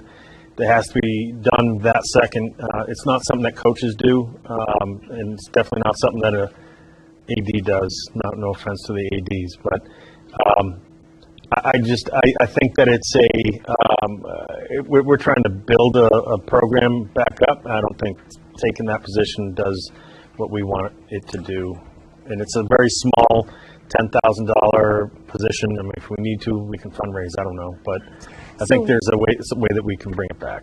Okay, so I can certainly talk with the union president as well. I do believe we have some outstanding questions about the postings of the stipended positions in the past, who held it, what was done. So I think if we can get some of that data and have that conversation, we can certainly discuss that. Awesome, thank you.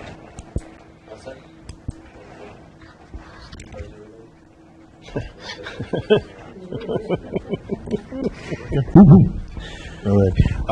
Superintendent, I know I've met with you on various occasions. I know you were going to present. I'm not sure if this, the attendance department, is this something that you're going to articulate on Thursday, or can we have that discussion now? I'm proposing no changes to it right now. If you would like to make any changes to it, we certainly can. I know that there were some talks about restructuring the positions. That being said, now that we are making additional cuts. Status quo. Yeah, pretty much. And I think we do need to look at the model moving forward, because if we look at the efficacy of attendance positions, I know we need somebody to represent us in court, but if we are looking at how much attendance may be improved with 5 versus 4 versus 2, I don't know that we can see that there's a correlation between improved attendance So I think that we do need to start looking at attendance a little bit differently, and that can be a conversation we have next year. Again, one of those sort of longer term conversations, but I do wonder if there's a different way to be approaching it. Obviously, again, we need somebody to represent us in court, but I don't know that it is certainly not a method by which I think we improve attendance, if I'm being honest. And so I think we need to think about what is our end goal for those positions. So when we talk about representing in court, would that fall more, because obviously it's legal, wouldn't our legal counsel be representing that? Or is it something, am I missing something? Yeah, no, that's just like the supervisor of attendance role when, you have to go because there are chronic absences, you have to go to court for those reasons. So no, it would not be something our legal counsel would need to do. Okay. No, this is another thing too that I filed legislation, which is working its way up to the State House of increasing the age from 16 to 18 from dropout. Thank you to my colleagues for supporting that. And then we look at the data, our attendance it's concerning, and when you look at that and then look at the amount of staff that we have, it's just like, how are we addressing that? Is this something that we I don't want to say consultant, do we work with our community partners to address that, our mentoring services, well, I think that's already part of what they're doing. Yeah, I know, and I mean, even educators are making phone calls about attendance, and so I do believe we have a collective responsibility, and I think our educators do, and our school leaders as well, in following up. And I see sort of the letters that are sent out too when students have had too many absences. So I know that there is collective responsibility taken for attendance. But yes, I do think we need to be thinking about maybe attendance incentives in a more creative way moving forward, because I don't know that, again, it all depends on what our goal is. If our goal is to increase attendance, then we need to be thinking differently rather than just attendance officers who are I don't think that's that's the most sustainable. Yeah. Thank you. Or we're not seeing improvements the way we'd like to. Thank you. I just want to say this. I just want to thank you from day one. The conversations that we've had and the struggles, the frustration, and you and your team have done what you can do to, try to work collaboratively with the city side, and I'm kind of, disappointed that bridge is kind of fracturing as we move forward, and hopefully we can fix that. So we can, make this it's just Brockton. It's not Brockton A or Brockton B. It's just one Brockton. But I just want to thank you publicly. I know what you're dealing with. It's stressful. I mean, you're working around the clock. You're superintendent 24 hours a day and weekends.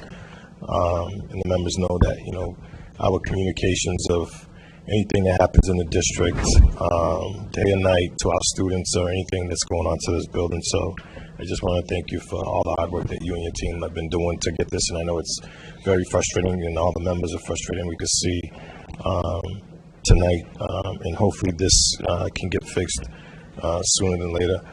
Mr. Auditor, thank you for being here as well. Sorry for, I don't even say sorry, but thank you for, being honest of what is really going on in your take on things. And I've seen a couple of the meetings with you at the council, and hopefully you're having one-on-one meetings with those councils and giving them the real picture, because I think that this facade that's been portrayed by the common denominator is not sustainable, and hopefully they can see that. We do not praise anybody or give citations if you're not doing your job. We do it to recognize you and to recognize somebody that has put us in this mess. It's very sad that we're back at it again. It just keeps repeating itself. It's just like on rewind. Here we go again. Here we go again. And that's the picture that's going to keep playing and over. And it's like, when is it going to stop? When are those decisions going to be made to make sure that the city is properly funded and our taxes are not going up, our trash fees are not going up? And the most important thing is that the teachers getting a slip saying, hey, sorry, we can't afford you. But thank you again. Thank you. Budget related? Absolutely, Mr. Ms. Gomez. Thank you. Superintendent clarification, page number 65. Is that the Foster Street lease? Because it says Pitney Bowes machine. That's the mail, right? So I don't think we're paying $172,000 for the Pitney Bowes machine. If we are. Pitney Bowes postage machine? It could just be simple error, but I'm thinking that's got to be the Foster Street triple net lease at 172. Because I thought it was originally 60 or 80 something. One of the members just recently asked about it. And then I know that they have the bus depot under transportation. Is there any way we can just make a little, just reference it like in parentheses, just so we know what we have for building leases? Meaning put it on this page? Well, or somehow Add a little note. a little note saying see transportation, Okay. just so, because those are the only two leases that we currently have. But that brings me to my question on the Pitney Bowes machine. Are we still doing a lot of actual postal mailings? Where a lot of stuff is on, I know we do a lot more online, but I can find out how much. Because I know sometimes online you can actually get postage online. I think there's a way. It's cheaper through the paper. Yeah, I think it's a different. I just vaguely remember when I worked at the law firm that you could go online and get your postage that way, than rather the actual Pitney Bowes machines. But I'm not saying cut it, but I do know that there are some situations in which we need to mail absolutely. things, or we're trying, But yes, I can find out what amount of postage we're doing. Okay. That was it. I just wanted clarification on that page. So you believe that just could be just a typo? I actually don't know. Okay. Thank you, everybody.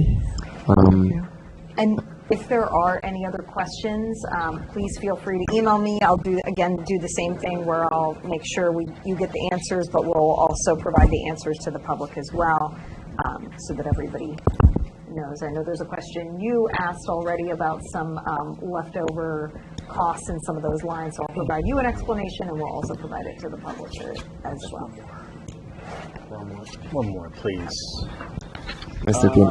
Let's see. I gotta find it. I just remembered about it. The school committee budget. Let me find it. Can you talk us through that budget once I find it?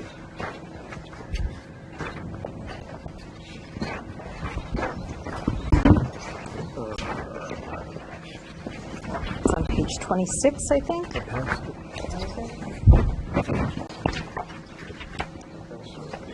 Yeah, I just wanted to. No, that's 28.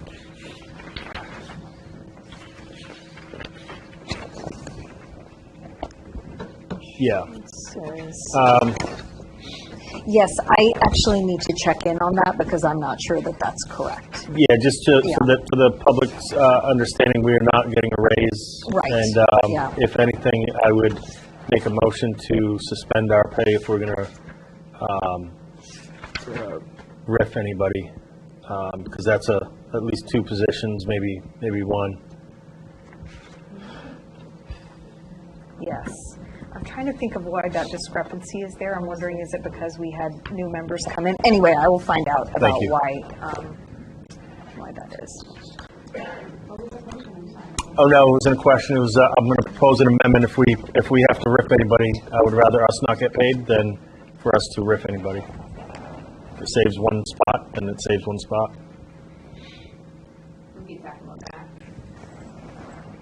We can. That was the question. Yes, you get time. As you were saying. Yes, please feel free to send me any other questions. And throughout the budget season, obviously, I'd be happy to answer them, and then I can research them and get you the answers. I also just want to thank, the entire team, the leadership, the district leadership team who has been working tirelessly to make these changes last minute. Our school leaders, our directors, our coordinators who have been supporting us with making these changes and these tough decisions.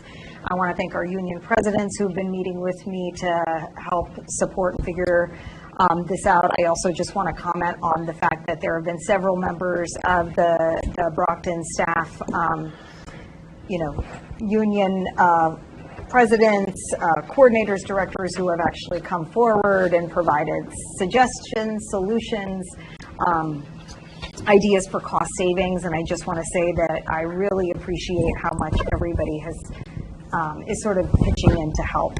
And I just want to, again, I want to thank the entire team. I want to thank Melinda, who I know was in the office till late on Friday, on Saturday. The team was as well. So working, tirelessly over the weekend to make sure you have this budget in front of you. So I just want to thank them because they definitely make this not easy, but easier. Yes. So thank you. I'll second that, and I know I reached out to you guys via message, but thank you yourself. I did reach out to Melinda, Sarah, Kim, and everybody that was involved. I know you guys spent the weekend at Central printing out this and with the technical difficulties and whatnot. So a huge shout out to all of you guys. Appreciate the work that you do. And yeah, so looking forward to continuing the discussion. Agenda item number 4, the business. Is there any other business? Please don't say anything. Thank you. Agenda item number 5. Oh, yes. Members of the committee, I had reached out to some of you guys individually because we were going to push the meeting from 6 to 7, and that has been posted. The majority of you guys can make it. I know Ms. Oliver and Ms. Rodriguez have prior commitment. Yourself, you won't be here. Okay. So considering that they might be late, the rest of us would not constitute a quorum. Mr. Rodriguez mentioned that if we could move it to 7:30, that would be more beneficial to everybody and also to the group, because if you two don't make it by 7, then we don't have a quorum of the subcommittee. I do need a vote because we already posted it. Motion to change the time for May 15th. 14 meeting to 7:30. I have a motion and it's been properly seconded. All those in favor? Any opposed? Mr. Pina? You with us? No? No. But you're able to make it passes. Thank you. Agenda item number 5, adjournment. Do I have a motion to adjourn? Say motion has been properly made and second. All those in favor? This meeting is adjourned.